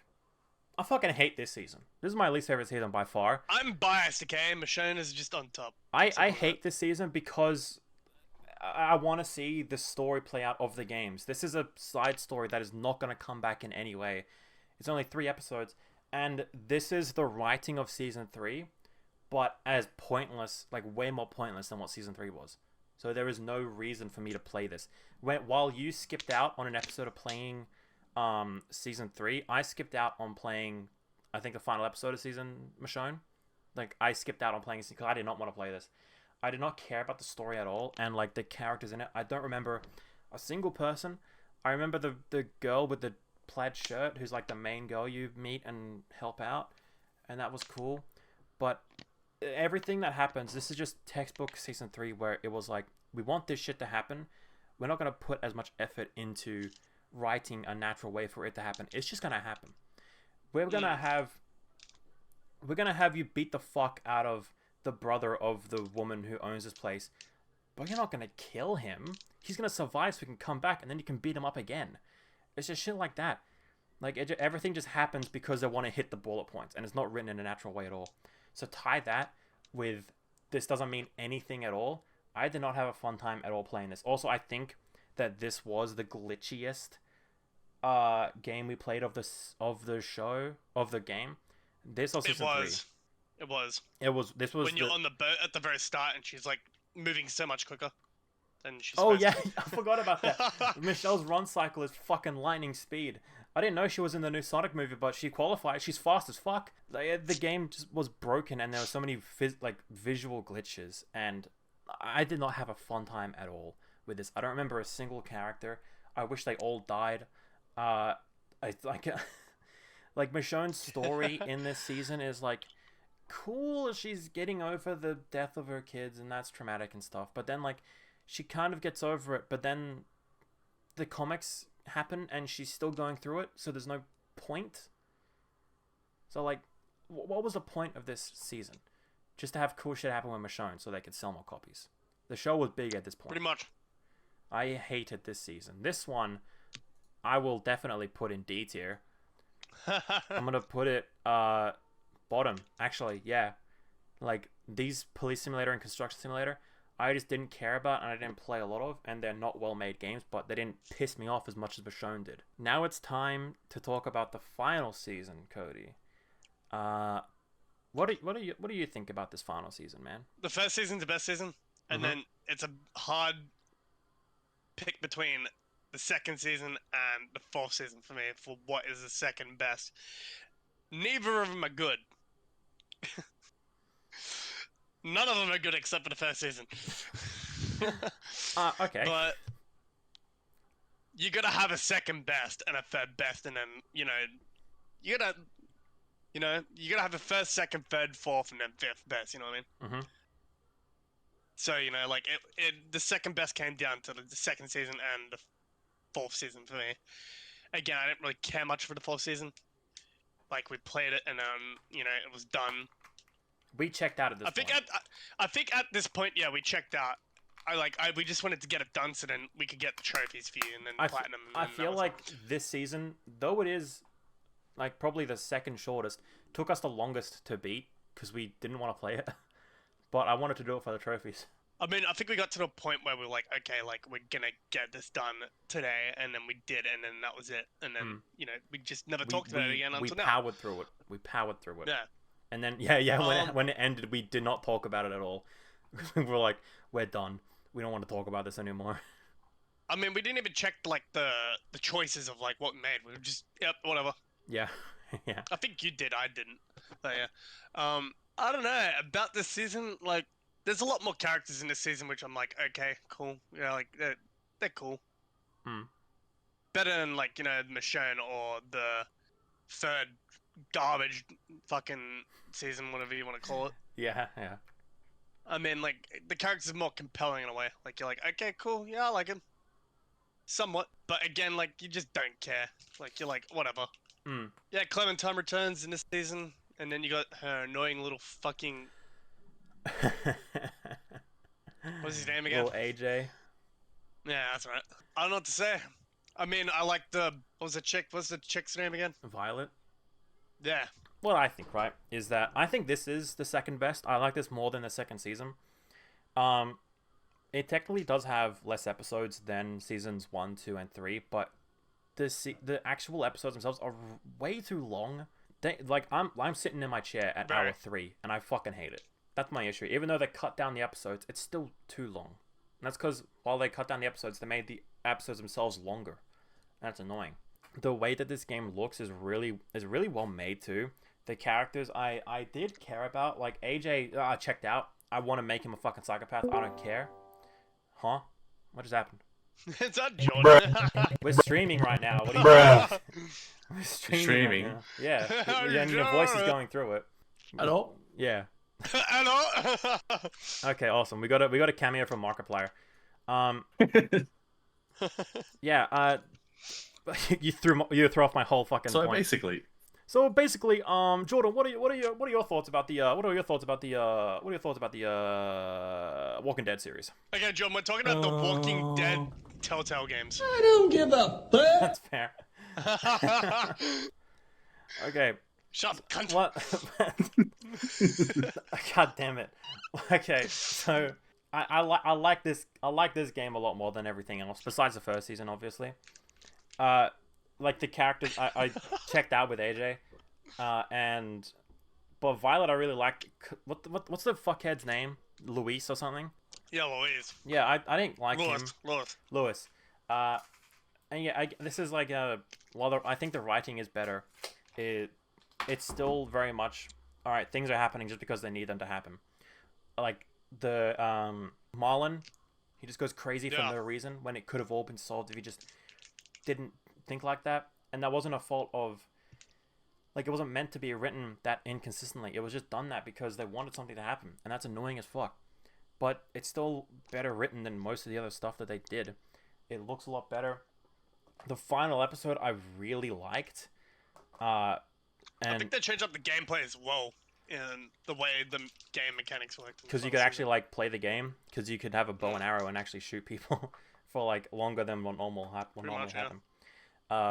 Yeah, like I did. What made the final season better. Like I did enjoy the season. It went on for too long.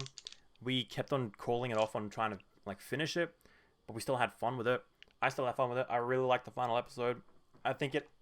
Oh my god! I think it ends pretty well as well, in that she finally finds her home. I keep on fucking hiccuping. Until the comics happen, and then she just fucks off. In the comics, she just leaves Erickson. Shut up, cunt. I think the only thing that I didn't like about that final episode was that, and it was on us, was that 10 fucking survived. Like, he killed Violet, and I didn't want that to happen. Is that the little, yes, that's a little kid with the burn mark on his face, yes. Yeah. Damn. Like, that happened, and that was annoying as fuck.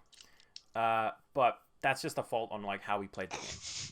I still enjoyed my time with it, even though it went on for too long. Where would you put it in this tier list here, Cody? I like it more than the second season. I'll put it I'll put it in between Minecraft and Sea of Thieves. So with that, that's our Walking Dead discussion over. Like, I don't think we did like mention. I don't think we forgot anything, right? Like, we played the games, we played them together. It was very fun, but first season it was peak, and then we just really didn't want to play anymore, but we did it anyways. As much as the first season is good, overall mid. Overall, yeah. When you consider like the first season is very good, the rest of them are diminishing. Like, you're never gonna go back to the game, so you know. Dude, I've already got a fucking message about Red Dead. I put it in there because I only played the online. I haven't played the single player. That's why I did it. I'm sorry.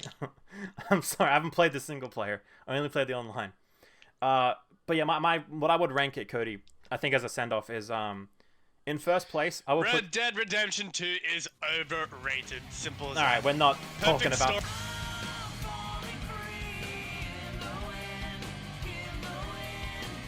I brought this guy on to talk about Walking Dead. I don't know what he's talking. I don't know why he's talking about Red Dead. Just to like put it indefinitively is like the ranking of the actual Walking Dead game. So for me, first place will be The Walking Dead Season 1. I feel like you have the same opinion. Walking Dead's obviously the best one. Yep, season 1. Rank number 2, for me, it's the final season. For you, is it the second season? Yeah, it'd have to be the second. Yeah. More compelling characters in my eyes. For me, third place is Season 2 then. So then for you will be Season 4, right? Yep. Fourth place for me is Season 3. For you will be Michonne. Yep. For me, last place is Michonne. And yours will be Season 3. Pretty much. There we go. So that's the ranking of the Walking Dead games. Both from me and from Cody. I don't know. We got off on a Red Dead side tangent. I said this was going to happen. I should have changed it to something else. I don't know. Okay. That's it. I'm going to leave the Discord call and go back to my own shit now, Cody. Thank you very much for joining me. I will talk to you guys later. And we got a cameo from Markiplier. That was awesome. Okay. Oh my god, bro. He got more active talking about Red Dead than he did about the entire Walking Dead series. That was unexpected.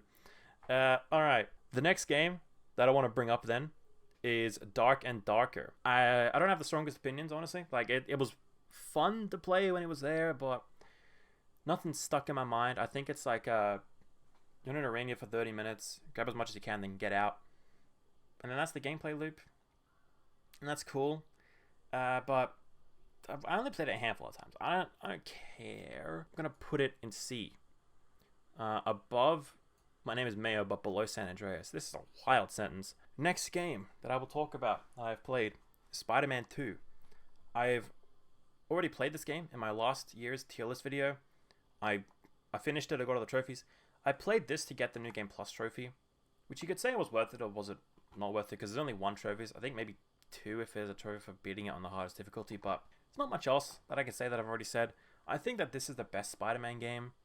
In terms of traversal, definitely, it's way better, and the gameplay is way more fun. I think the story isn't as nice, and like the writing isn't as well made, but that's not why I'm playing Spider-Man. It's a nice bonus to definitely have a good story and like have me want to keep on playing with how the story will unfold, but I'm there to swing around, and the swinging around is top notch. Better than first game, better than Miles Morales. Anything, like they did a New Game Plus update, should have been in the game when it launched. I don't know why it's a free update. Thank God it's free. I don't know what would happen if they charged for New Game Plus. And they added new costumes. I didn't see them. What did I rate it? A? They rated A tier last time. I'll rate it A tier again. Where would I actually put it? I think I put it here. Yeah, I had fun with this game, definitely. But I have a soft spot for Crash Team Racing. I think it's a better, well-made game. Astros Playroom was really well nice. And Super Monkey Ball is biased, but what are you going to do? Next up, I do have the physical copy. I don't have it with me now, though. I've got someone borrowing it, but it's Pikmin 4. Pikmin 4 is the best Pikmin game. I still stand by that. I replayed this game because I played it when it came out, and I played it again this year. I think I actually played it on the 1-year anniversary for when it came out. July 21st. It came out the same day as the Barbenheimer shit. I think it was the 21st. Sad they didn't add any DLC. After a year, this is the best-selling Pikmin game. No DLC. There was DLC for Pikmin 3. Not a lot. I think it was just like Christmas levels and stuff, but nothing for Pikmin 4. This is the ultimate Pikmin game. They didn't add on it. The game itself is already really good. You don't need to get much more because it was probably the biggest Pikmin game. Still, I would have loved to see more support for the game, like post-launch. But it's still Pikmin 4. I still love this game to death. It's probably my favorite Switch game. It's my favorite Pikmin game, definitely. I love it to bits, man. I'm going to put it up here. It's up here for me. It doesn't... Like... I am more of a Persona fan than I am of a Pikmin fan, but they are very close, and I love the two of them so much.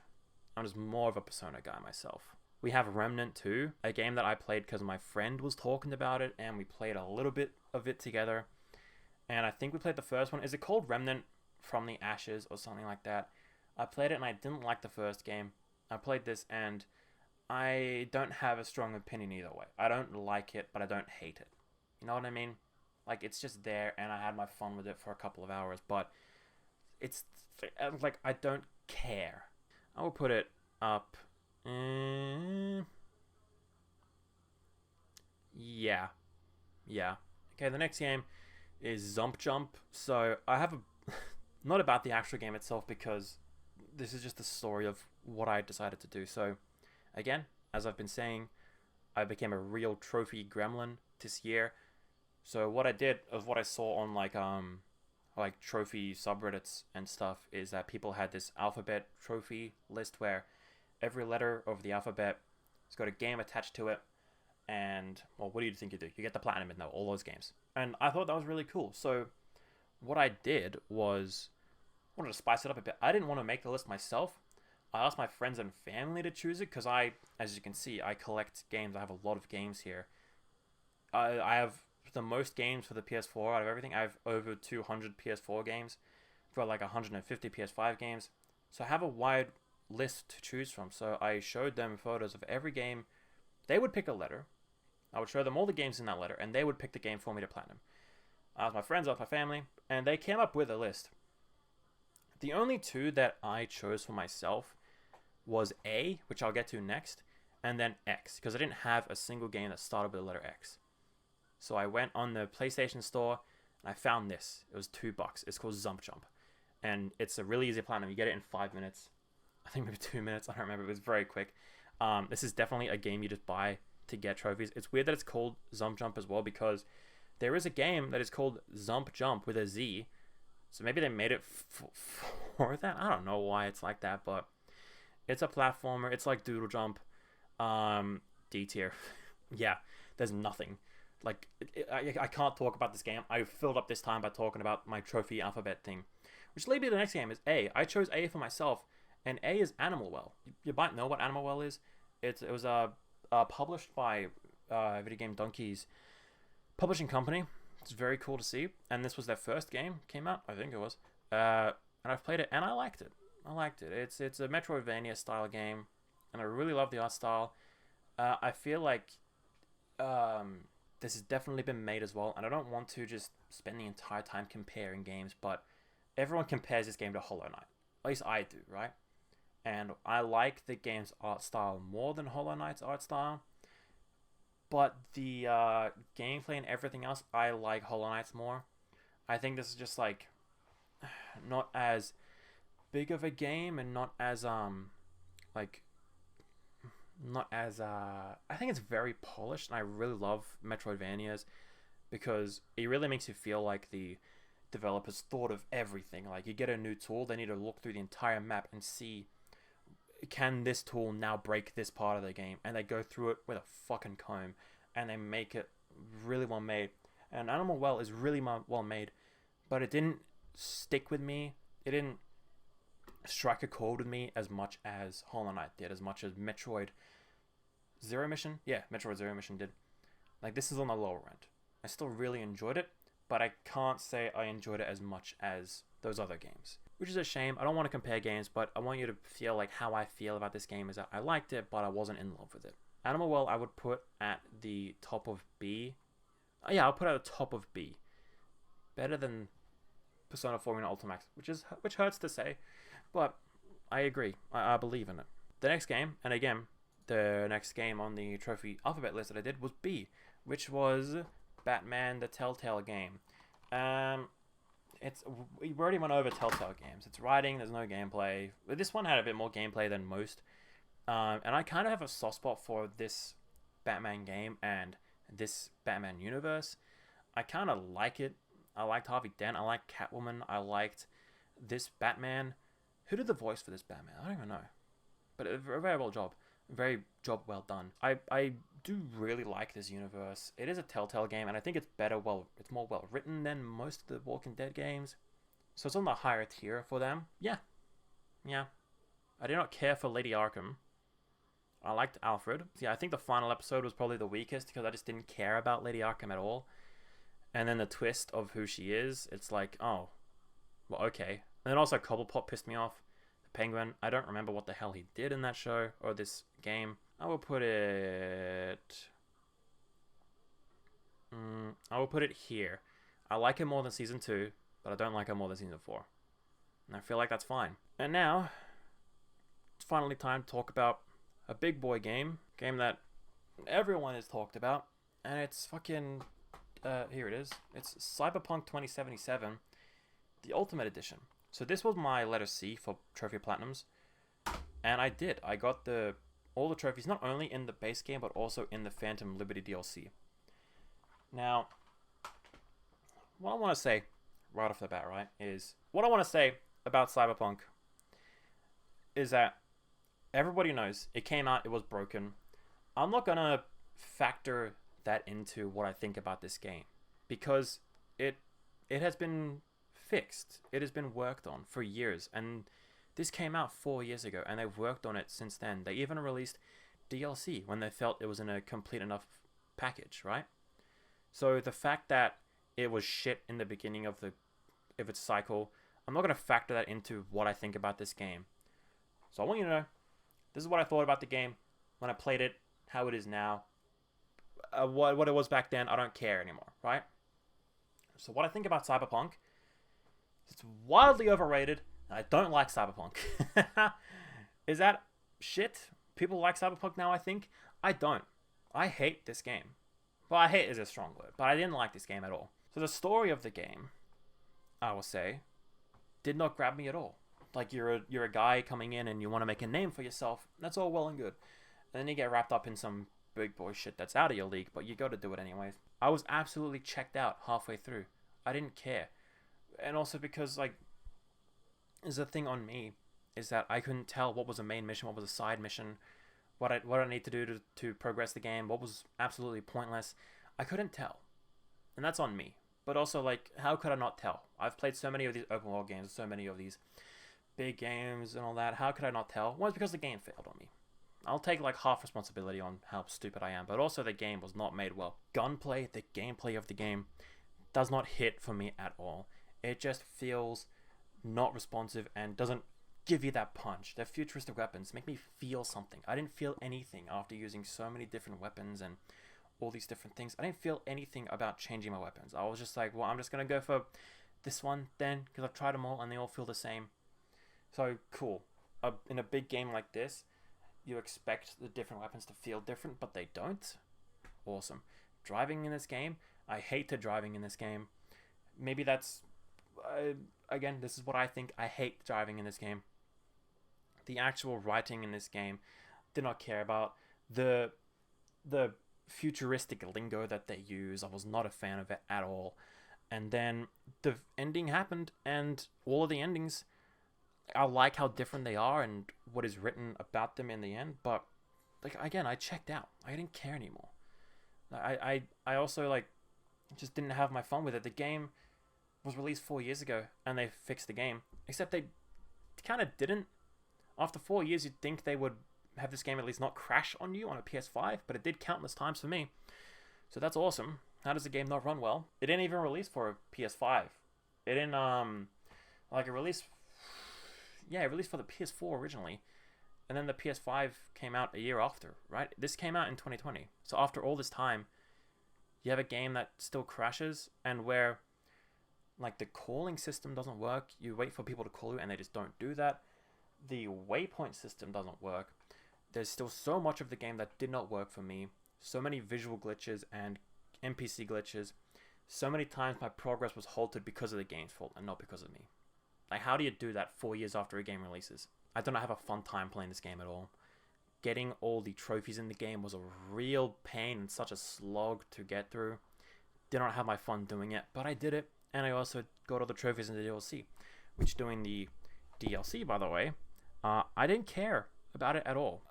I felt absolutely nothing. I did all the trophies and I didn't feel a goddamn thing. I watched all the cutscenes. I was invested into devoting my time to it. I didn't have shit in the back of my mind or just playing on my computer while playing this. No, I was fully devoted to playing this. And it lost me. I didn't care. Idris Elba is in the DLC? Cool. Keanu Reeves is in the original game? Cool. He's in it for more than I would expect. But I still don't care. He's probably the best part of that game. But that's not an original opinion. Everyone thinks that. He's great to have in the game, but I don't care. Johnny Silverhand is fine, but nothing reaches out to me. Like, who are my favorite characters in this game? The only three that I remember, there was Pan Am, which I thought was fine. I liked her. There was, what's her name? I forgot. Lily? Is that her name? Yeah. I thought she was fine. And then, who was I going to say? I don't even remember who else I was going to say. Claire. That's her name. Claire. I liked her. Yeah, she's barely in the game, but I liked her. I'm sorry, man.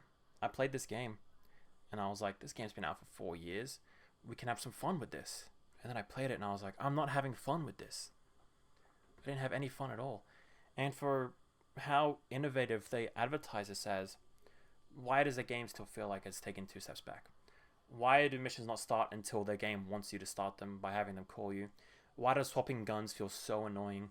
Why does the driving feel so inconsistent? Why does the game crash on me so many times? Why do I have to play in first person after you make me feel like I want to spend hours making my own character when 95% of the game is in first person?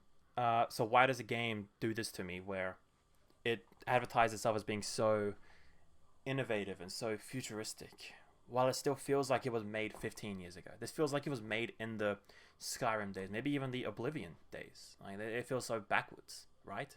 And then one final thing I want to mention about Cyberpunk before I rate it is, and again, I wouldn't put this into my rating, but it's just something I wanted to bring up, is that why is it you release a game in 2020 for average in America $60? Here it was $80.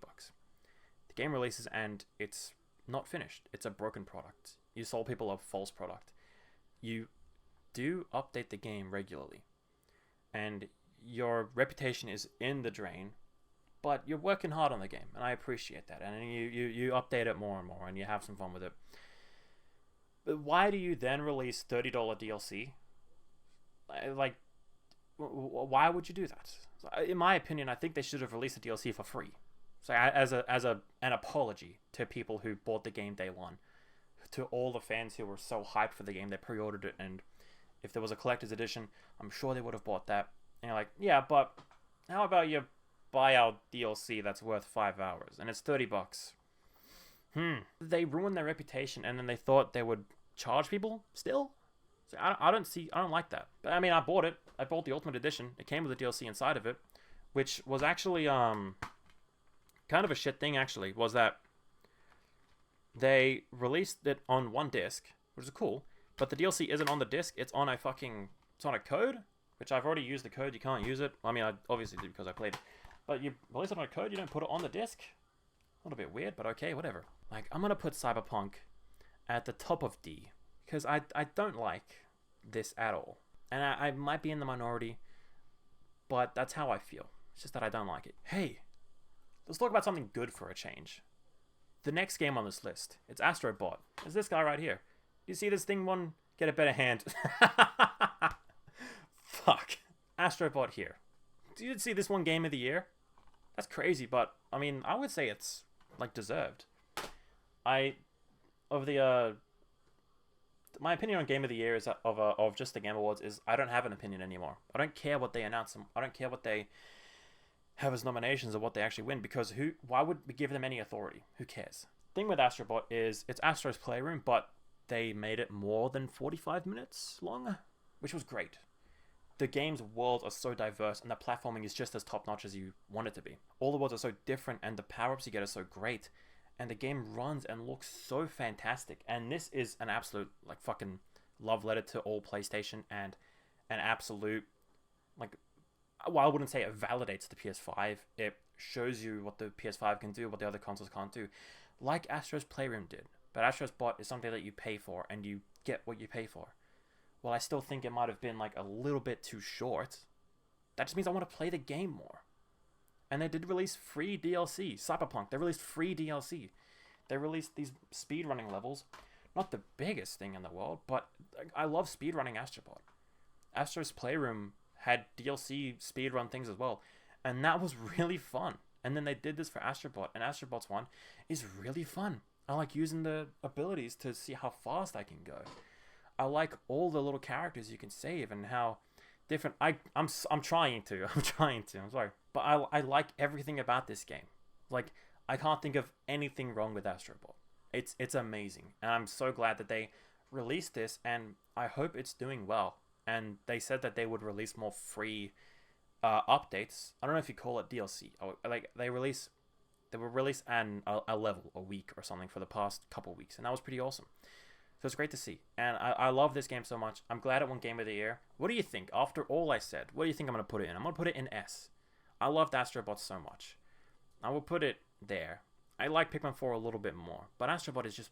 It's just up there, man. It's just up there. It's amazing. And I got all the trophies. It's not a brag. You can do it in... Like, it's easy. You did it with Astros Playroom as well. It's really easy. But it's still fun. Astro Bot was fun. Like, people are going to be talking about this game for years. I hope they do, at least. And I hope it's successful. I hope it's successful as it can be. Because Astro Bot was amazing. And it's one of the best PlayStation games. It's a PS5 exclusive. It's the first PS5 exclusive after 4 years.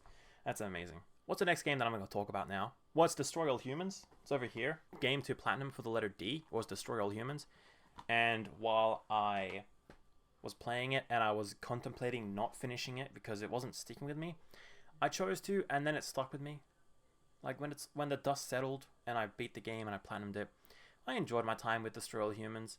I liked it more because I believe that it's at the very least the same publisher. It might have been the same developers who did this remake and then the SpongeBob Battle for Bikini Bottom remake.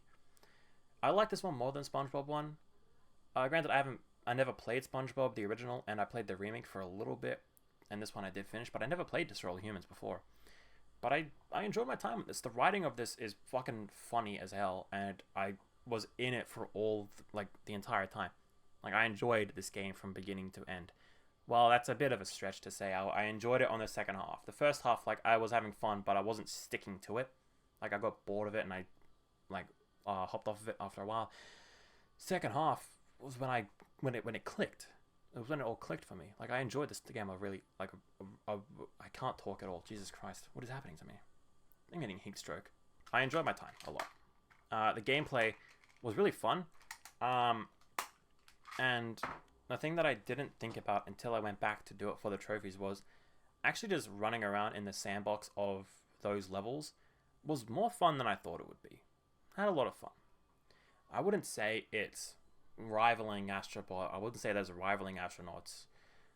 What did I say? Astro Bot and Psychonauts. I wouldn't say it's that level, but I would say it's getting close. So Destroy All Humans, I'm going to put at the bottom of A.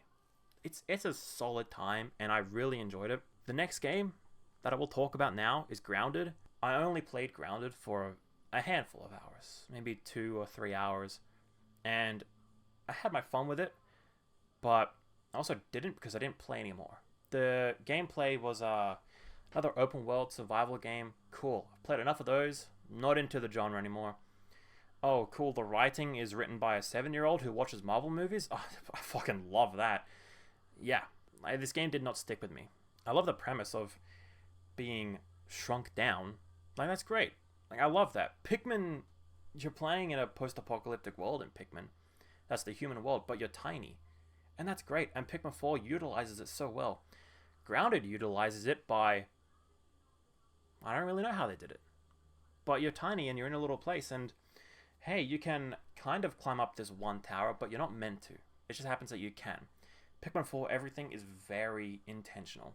Grounded is like, oh yeah, we made it tiny. Oh, you're climbing that tower? Oh, I didn't want you to. There's nothing up there. Cool. Not having fun.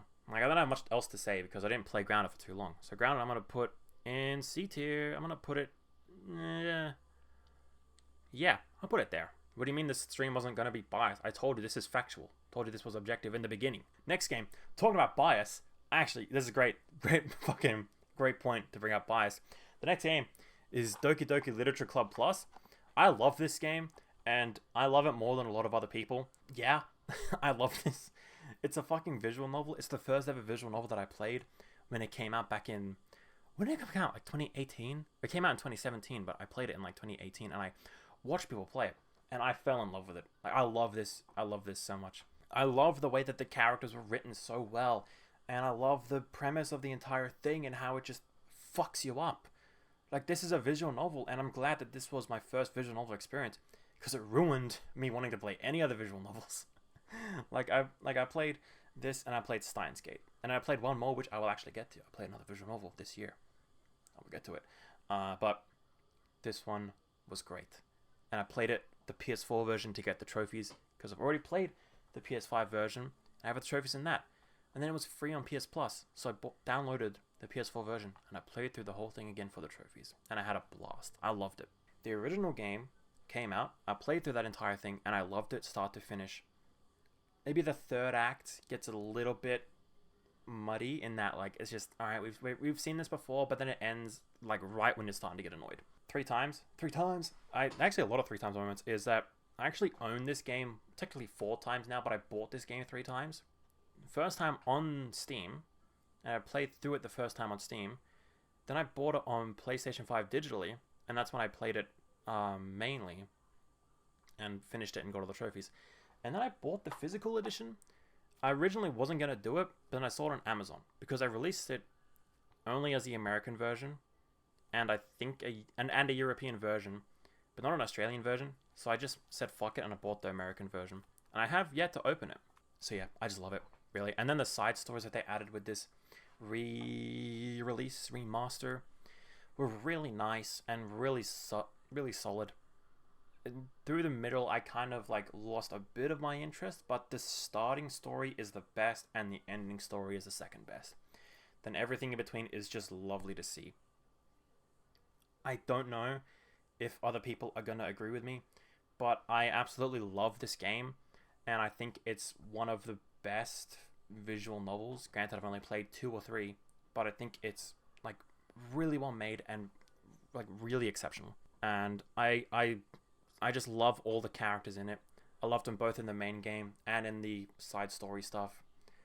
Like, there's just, I love this game, and I hope I see more of this. If the developer like works on it more, I would definitely play it, because I had a blast playing this, the original release years ago, and this re-release when it came out, what, 2 years ago, 3 years ago? I don't know, it came out a while ago, but I played it again because PS4 version was free. Doki Doki Literature Club Plus is going in S tier, and I'm going to put it above The Walking Dead Season 1. Now, I feel like people like this game, but they don't like it as much as I do, and that's fine. Like, this is a soft spot for me just because it was my first visual novel, I suppose. But it's me. I love this. Okay, so that's that there. You may disagree with me. I don't care. This is my stream, not yours. The next game, it's also really nice. It's fucking Sonic X Shadow Generations for the PlayStation 5. I'm a Sonic fan. I thought I was when I was a kid.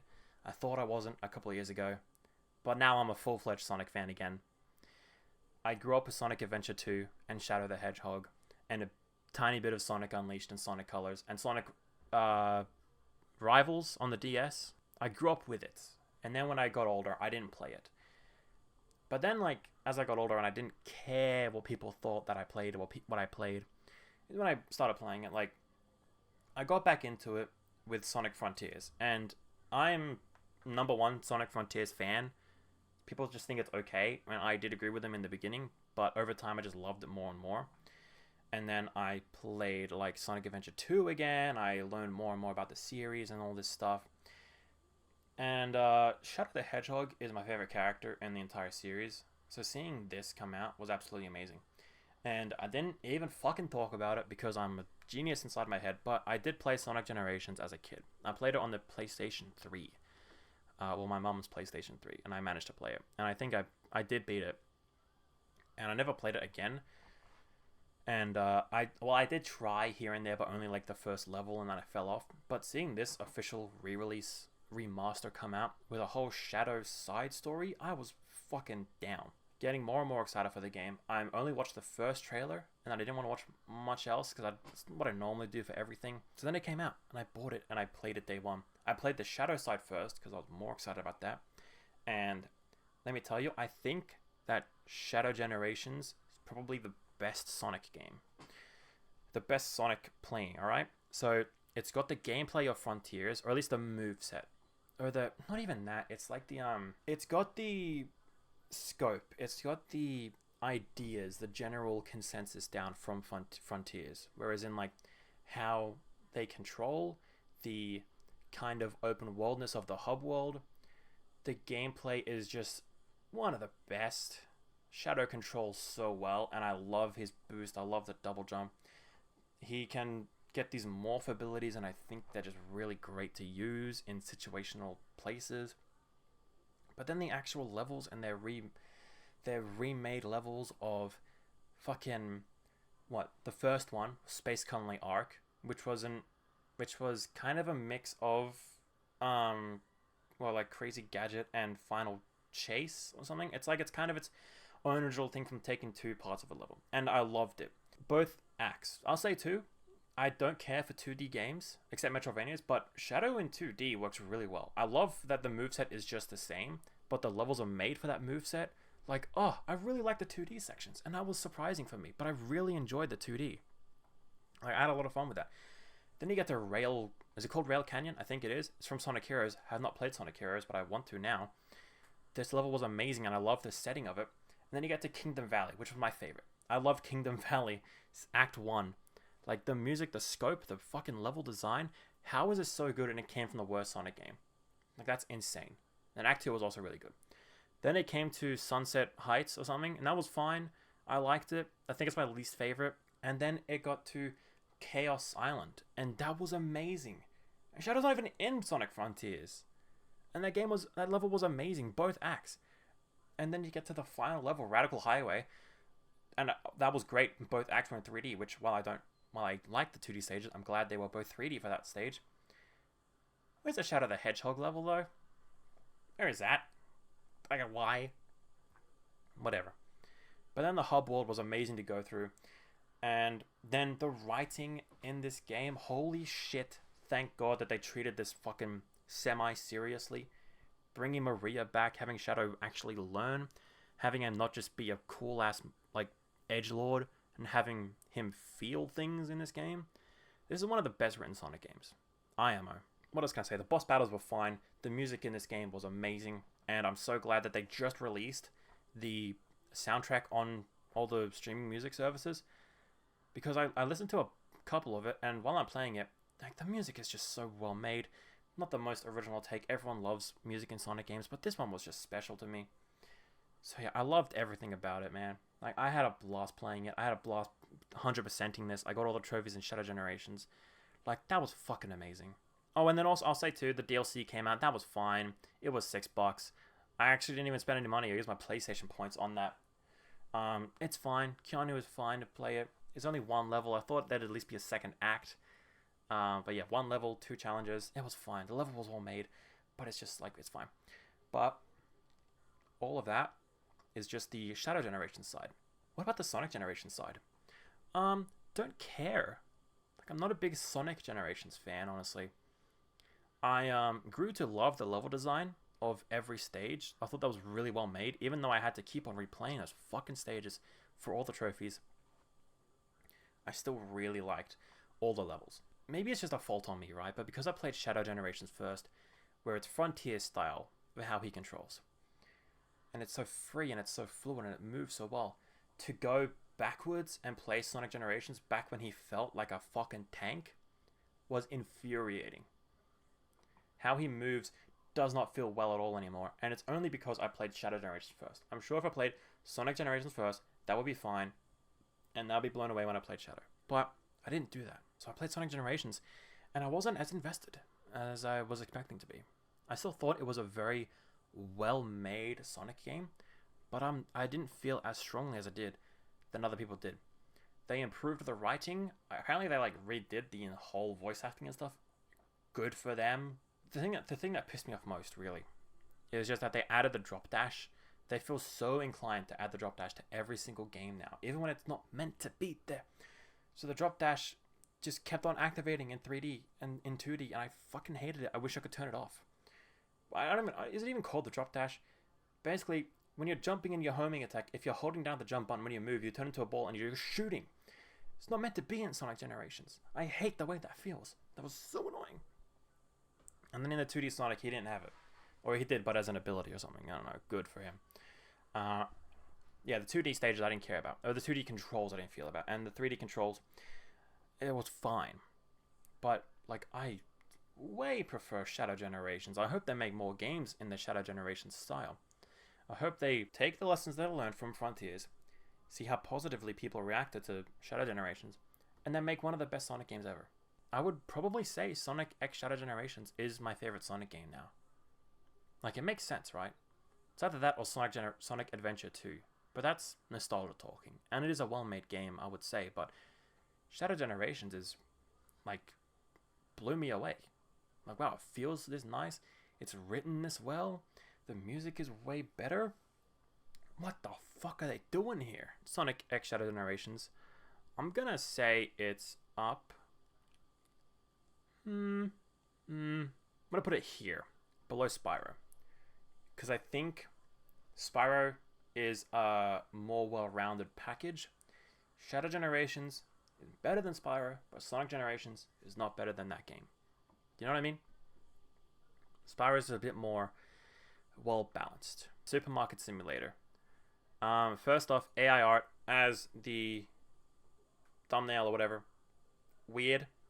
But Supermarket Simulator, I feel like was a big thing way before I played it.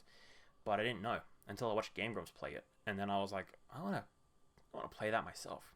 And then I sank 90 hours into Supermarket Simulator. Listen, man, it's not a well-made game. It's so glitchy and like a way bigger scope than what the developers were thinking. But I love it. Like, I got sunk into it. What did you name your supermarket again? I'm glad you asked. I named it Sperm Bank. Thank you. Yeah, I wasn't thinking. I thought that would be funny. I loved Supermarket Simulator. All of its rough edges are so prominent, and the game crashes. And if you pick up a box, you're not placing that shit down. You have to repackage the box, chuck it down, pick it back up, and then you can finally place what was in the box. Why does that keep on happening? Maybe it's patched now. I don't know. Haven't been able to play Supermarket Simulator because of this. This is actually why I stopped playing Supermarket Simulator. I fractured my fucking pinky knuckle and I can't use a keyboard that well. But I loved it for all it was worth. Supermarket Simulator I liked a lot.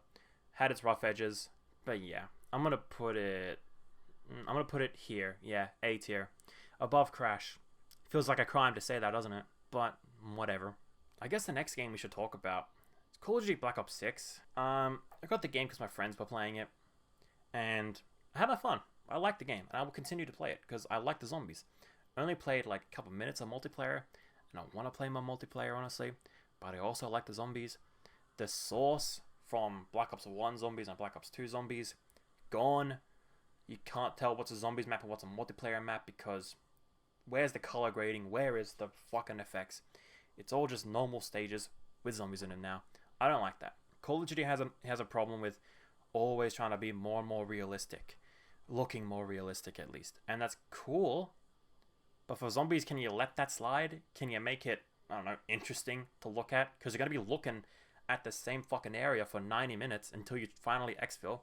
Can we at least see something cool instead of just grey and then maybe like a zombie or like an alien looking zombie every 5 minutes? Please. That's mostly what I can say because I haven't played a lot of it. The gameplay is fun. The guns feel nice to use. I kind of like how zombies has evolved besides the look of it.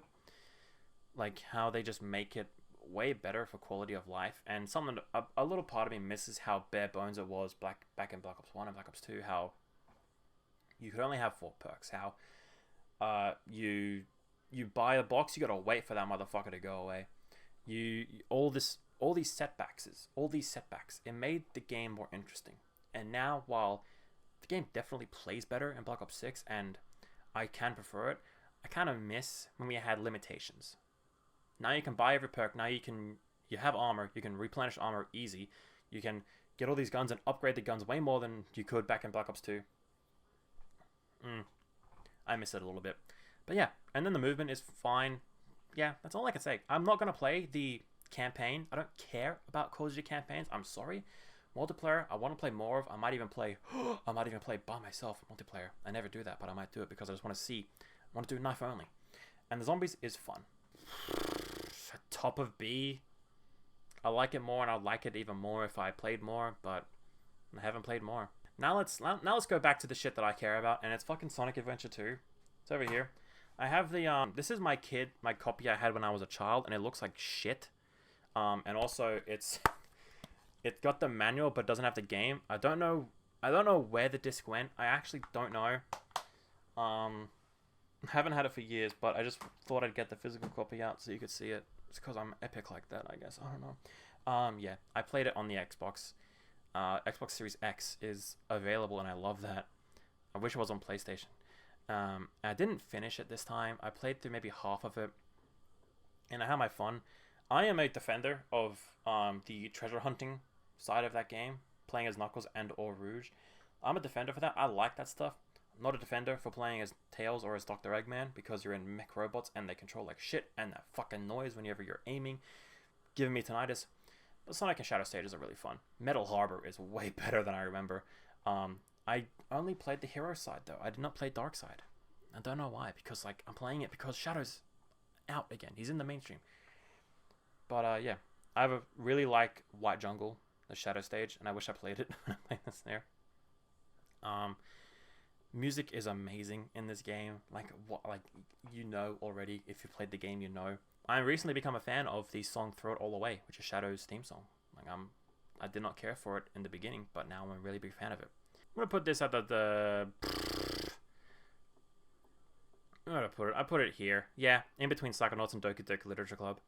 It's goated. Like, what do you want me to say? It's just kind of shown its age. And everyone talks about it as well, but the voice acting, or not even the voice acting, just the sound mixing and the sound quality. I hit my mic. I'm sorry. But the sound mixing and how the voices are overlapped over each other just because they try to fit it with the dub and shit. It's annoying as fuck. Hey, the next game that we're talking about. I hit my PS5. I'm so close to the end. I'm gonna like shoot myself afterwards. The next game that we're talking about is MySims Cozy Bundle. Okay, so this is a re-release of MySims and MySims Kingdom, which were Wii games. Yeah, they were Wii games. And I was a MySims Kingdom kid. I barely touched MySims. But now that this re-release was coming out, pumped up my excitement a little bit. So I was like, yeah, I'll buy it day one. I think I got it day one. And then I played MySims Kingdom for a couple of hours, just as like a linear story where you build for your kingdom, trying to rebuild it. Played it for a couple of hours. And then I like the game, but I played it 2 years ago, and this was made for 6-year-olds. It's very basic, and I just got bored after a couple of hours. I'm sorry. I still do really like the game, but because I played it so recently, because of how fucking like it's meant to be played with the Wii remote. You can't do much with the remote, so there's not much to the game. So then I thought, hey, instead of finishing it, let's just hop over to MySims, because I haven't like fully played MySims. Like I own it, but I never really played it, right? So I played it, and it's the same story. Like I kind of like the like I can see why people would like MySims more. I'm still more of a Kingdom guy, but how you build your own town and how you build tools for everybody, or you build like furniture and shit, like that's nice. And I wasn't expecting it because I didn't remember how it went. But it's the same story of like I played it for longer than I played MySims Kingdom, but I was still just like, I'm doing the same thing over and over again, and I want to shoot myself. So I stopped playing. I didn't finish either of these games, but I enjoy my time with it. I enjoy these games, and I wish I stuck with them more, but I just wanted to move on. I'm gonna put these guys at A tier. Fuck me, dude. It just feels so wrong putting this game above like Spider-Man. You know what I mean? But I'm gonna do it anyways. I'm gonna put it here, in between Astros Playroom, Super Monkey Ball, Banana Mania. And by the way, the actual quality of the re-release, it's fine. Obviously the textures look nicer, or they're just crisper because they're in HD now. But the gameplay changes that they made, like building the furniture was kind of a hassle. Like I wish they would have better fine-tuned how the Joy-Con felt playing this game, but they didn't. So it's just a bit, I threw up. It's just a bit janky. It's just how psychotic I am, right? I played MySims, and then the next game I played obviously is Elden Ring. So if you were there for 2 years ago, my tier list video for 2022, I played Elden Ring for 47 minutes and I dropped it because I wasn't into it. Not to say that like I didn't believe the game was good, it was just my gamer fucking asshole brain of like, I didn't have the urge to play this. I was playing this because everyone was talking about it. So then I couldn't stick with it. So, if you remember what I've been talking about is I have this trophy alphabet thing. And then Cody, the guy who was on my stream, he chose the letter E. The only 2 games I had that started with the letter E was Elden Ring and Evil Dead Rise. So he made the right decision and chose Elden Ring. So after 2 years, 2.5 years probably, finally buckled down. I gave Elden Ring a second shot. I don't know how else to put this. Yeah, like I share the same opinion. It is amazing. I played it. I beat it. 2 years being I hate it. 2 years being a 2 years being a nothing. What was it? 2 years being a fence sitter. Like not doing it. I played the game. I beat the game, and then I beat the game again, and then I beat the game again, and I got all the trophies. It's very fun. Like, Elden Ring is amazing. I mean, like, what else can I say that is new? Like, I can't say anything new. I had my fun. I enjoyed seeing myself get better at the game as I was going through, like I was talking about with Crash Team Racing. Seeing myself put in the effort to get better in such a good way like this was like really fulfilling to have. Beating the bosses, getting like people's help to help me with the bosses, like doing the summons, that was fun, and I like that aspect of having multiplayer help with that. It's just nice to see. The actual places, beat the game without a summons and Bloodhound Fang. I'm not playing the game again. I'll play the Shadow of the Erdtree DLC, and then might do that, I don't know. But yeah, the areas inside the place were very nice. I'm a big fan of the Caelid Wilds. I am a big fan of Nokron, the Eternal City. Atlas Plateau, while I like the art style, gets sick to look at after a while. I really like Mount, what the fuck was it called? Gelnir or something like that. The fucking Volcano Manor place. Like the scope is amazing, and all the worlds are so diverse. All the lands are so diverse, and the way the characters are built, the boss fights are amazing. Every NPC, every enemy was built with the best attention, the best amount of love. Like, what am I saying? You know of Elden Ring. You've probably played it. You know what I'm talking about. This is the first ever Souls-like game that I played, and I loved it, and I'm glad I played it, and I will play more. I have not played the DLC yet. I don't have it. I will play it sometime. I will play Bloodborne. I will play Sekiro. I might play Dark Souls. I don't know. But I had fun with Elden Ring, and I want to play those games as well. And also, I'm like, I was good at Elden Ring.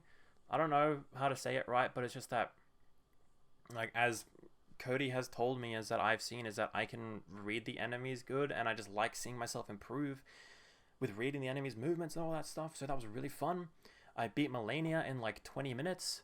I beat Plexiduceplex. What the fuck's his name? The big dragon guy. I beat him in 2 tries.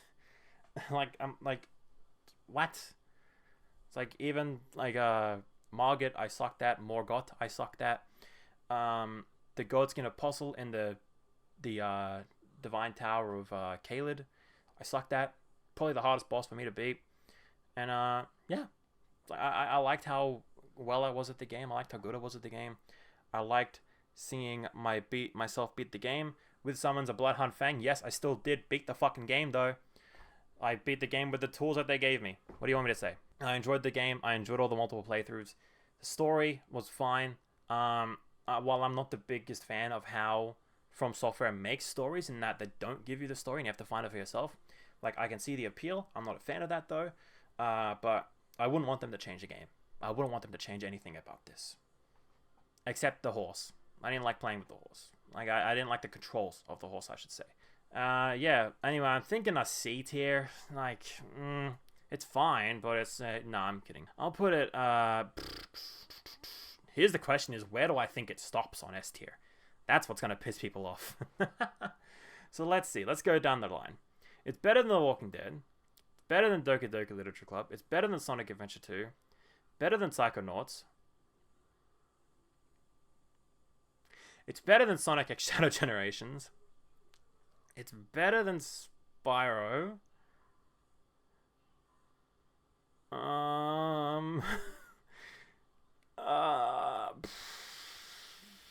yeah, it's better than Astro Bot. I'll leave it there. I like Pikmin 4 more. Because I think it's a very well-made game. It's not exactly my genre. Like, I like Pikmin style more. I've always been a diehard Persona fan. Yeah, I love the game. The next game that I have played is Backrooms Escape Together. A game that I played with 2 friends. It was a 3-player game. And, you know, it's a horror game. It's also like a puzzle game. And I, myself, was very surprised at the quality of Backrooms Escape Together, because this wasn't even the Backrooms game that I wanted to buy. There's just so many, and I thought that this was the one, but it was the wrong one. But it was a good one. We played it and we beat it, and we even went out of our way to play a beta level, and that was the worst level of the game, but we still did it. But we played the game, and I really liked it. I don't know how the other guys felt, but I really liked it, and I'm not going to play it again because, God, fuck, puzzle games playing it again loses everything, but I had a lot of fun with it. Much as I could say, it wasn't that scary. Yeah, it wasn't that scary. It was fine. Anyways, I'm going to put this in like a, put this up here in B, above Minecraft, but not as good as Persona. That seems fair. That seems fair. We're down to the final 3. Thank God. It's hot as fuck in this room, and I've been talking for too long. I have a movie to see.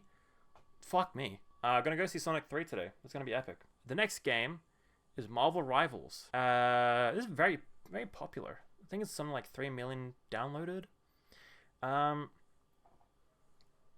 only played it twice. Once yesterday, and then the other time a week or 2 ago. I keep on hitting the mic, sorry. Yeah.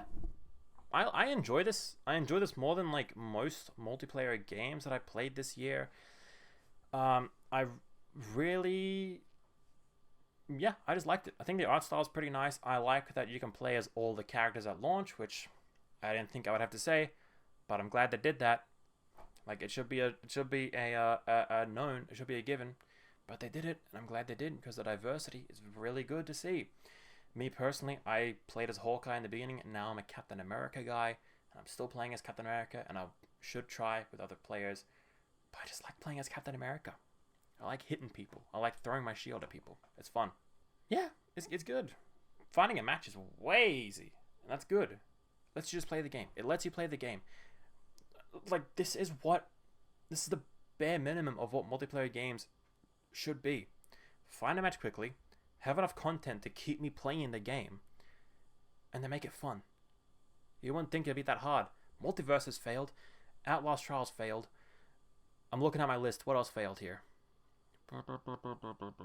Yeah, I mean, Grounded failed in that. It didn't give me enough to want to keep on playing. Marvel Rivals is doing that, and I can't believe it sounds like I'm saying it, and it's a shocker, but it is.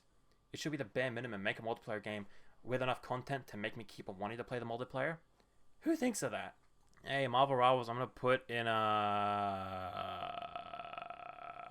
here above Backrooms Escape Together. No, not as good as Persona. Hardline stance on that. I gotta think of what would be better than Persona 4 Arena Ultimax. Anyways, next game is Escape the Backrooms. This is the shit one. Escape the Backrooms is the one I think it was. It was the one I was actually looking for. It's got more Steam votes. It seems more popular. So me and my friends, the same friends who played Backrooms Escape Together, we played this for an hour, and then we refunded it because the game sucks. This controls way worse. The puzzles are way more boring, and the levels are just so empty and monotonous.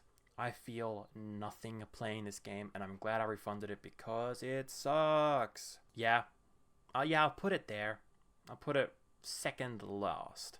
And now the final game, which honestly I don't even know if I should have added this one as well. It's Higarushi When They Cry Chapter 1. So I'm going to talk about this, but I want you to know that right off the bat, I played this visual novel for a couple of hours and I fell off. Yeah, so started with this series. If you don't know what the series is, I'll say dust is settled. I liked this series. So I started it with the anime that came out in the mid-2000s, and I didn't like that anime. I watched it like 3-4 years ago, and I didn't like it. And I didn't finish I didn't get to the second season because only the first season was on Netflix. So I didn't even finish the story. I was like, what the fuck was the point of this? So then I was just chilling one day, and then this series came up in my mind, and I was like, oh, okay. I'm gonna sink into it. I'm gonna go into it. I'm gonna actually finish it. What's the best method to get this Higarushi story for me? And there were 3 ways. First is to watch the original anime again, find the second season, find both seasons, because both those seasons I can't find. They must just be on some online websites, but they're not on any streaming service anymore. There's read the manga, which from what I heard, manga was fine, but it's, I prefer watching anime than to reading manga. And then there was the visual novel. The visual novel came out. This was the first thing Higurashi related, so this is how they began. And there's 8 games on Steam. There's 8 chapters on Steam. I think there's a couple more as like epilogues or just like add-on stuff. So I decided, let me sink it in. Let me play the visual novel, because the first chapter is free, and then the rest were only like $8 a chapter. And I was like, all right, I'm gonna play the visual novel. I'm gonna do that. And then I got into hour 2 or 3, and the pace was way slower, and there was just so much more story, and it's a visual novel, so you don't get much differentiating. You maybe a different background, and then the same sprites looking at you over and over again. I had to say to myself, what am I doing? Why am I playing this? I was not even interested at all. It just came into my mind, and now I'm here playing a visual novel that I modded so it could be the re-releases with better art and music and actual voice acting.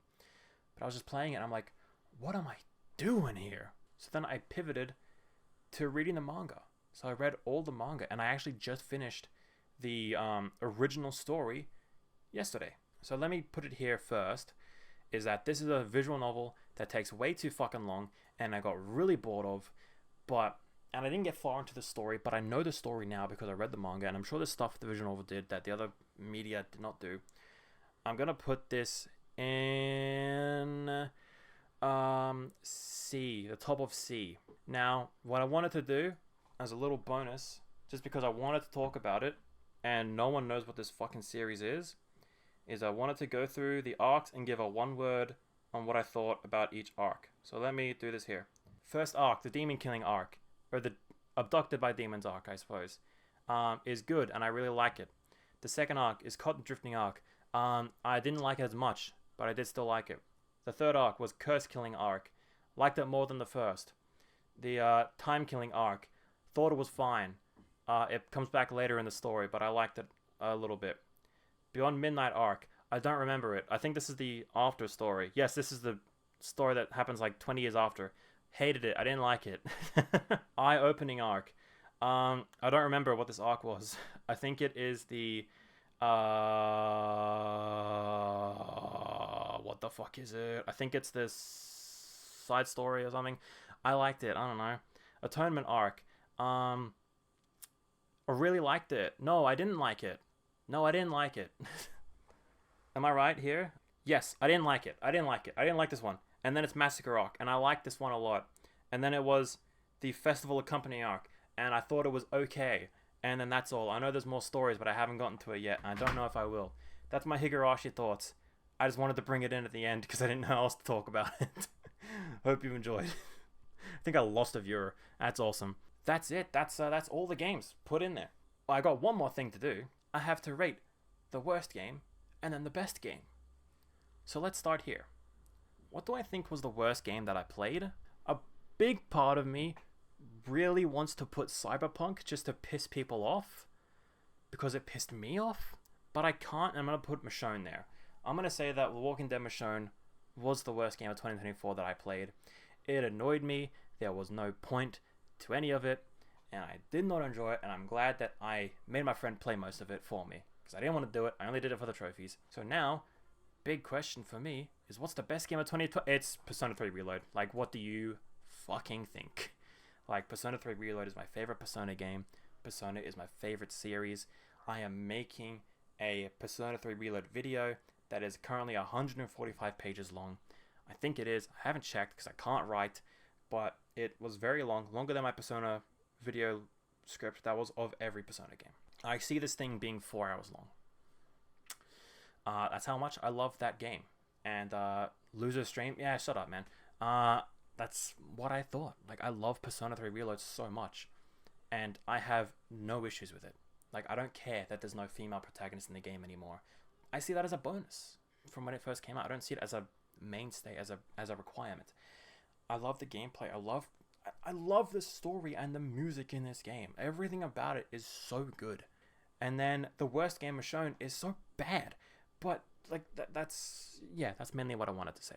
There it is now. There is my list. Best game Persona 3 Reload, S tier. Got some good contenders in S tier, I'd say. Maybe The Walking Dead is a bit too high, but you know, look at the impact that it gave everybody. A tier is very solid, and I enjoyed all these games. B tier, yeah, I liked, but I don't feel that strong towards. C tier is like, yeah, I did not care, and then D annoyed me. That's my list. Do you agree? Do you disagree? Don't really care. I'm gonna say, the only thing that people don't like, from what I see from the chat, and is a misunderstanding, is that Red Dead 2 is in B tier. It's in B tier because I only played online, but I used the Red Dead Redemption 2 disc, so I classify it as I'm playing Red Dead 2. That's it. Okay, I am very hot, I am very thirsty, and I am very hungry. So I'm going to hop off now. Thank you very much for watching, guys. I hope you enjoyed, and I will make this into a video as soon as I can. That's it. Thank you so much, guys. Bye-bye.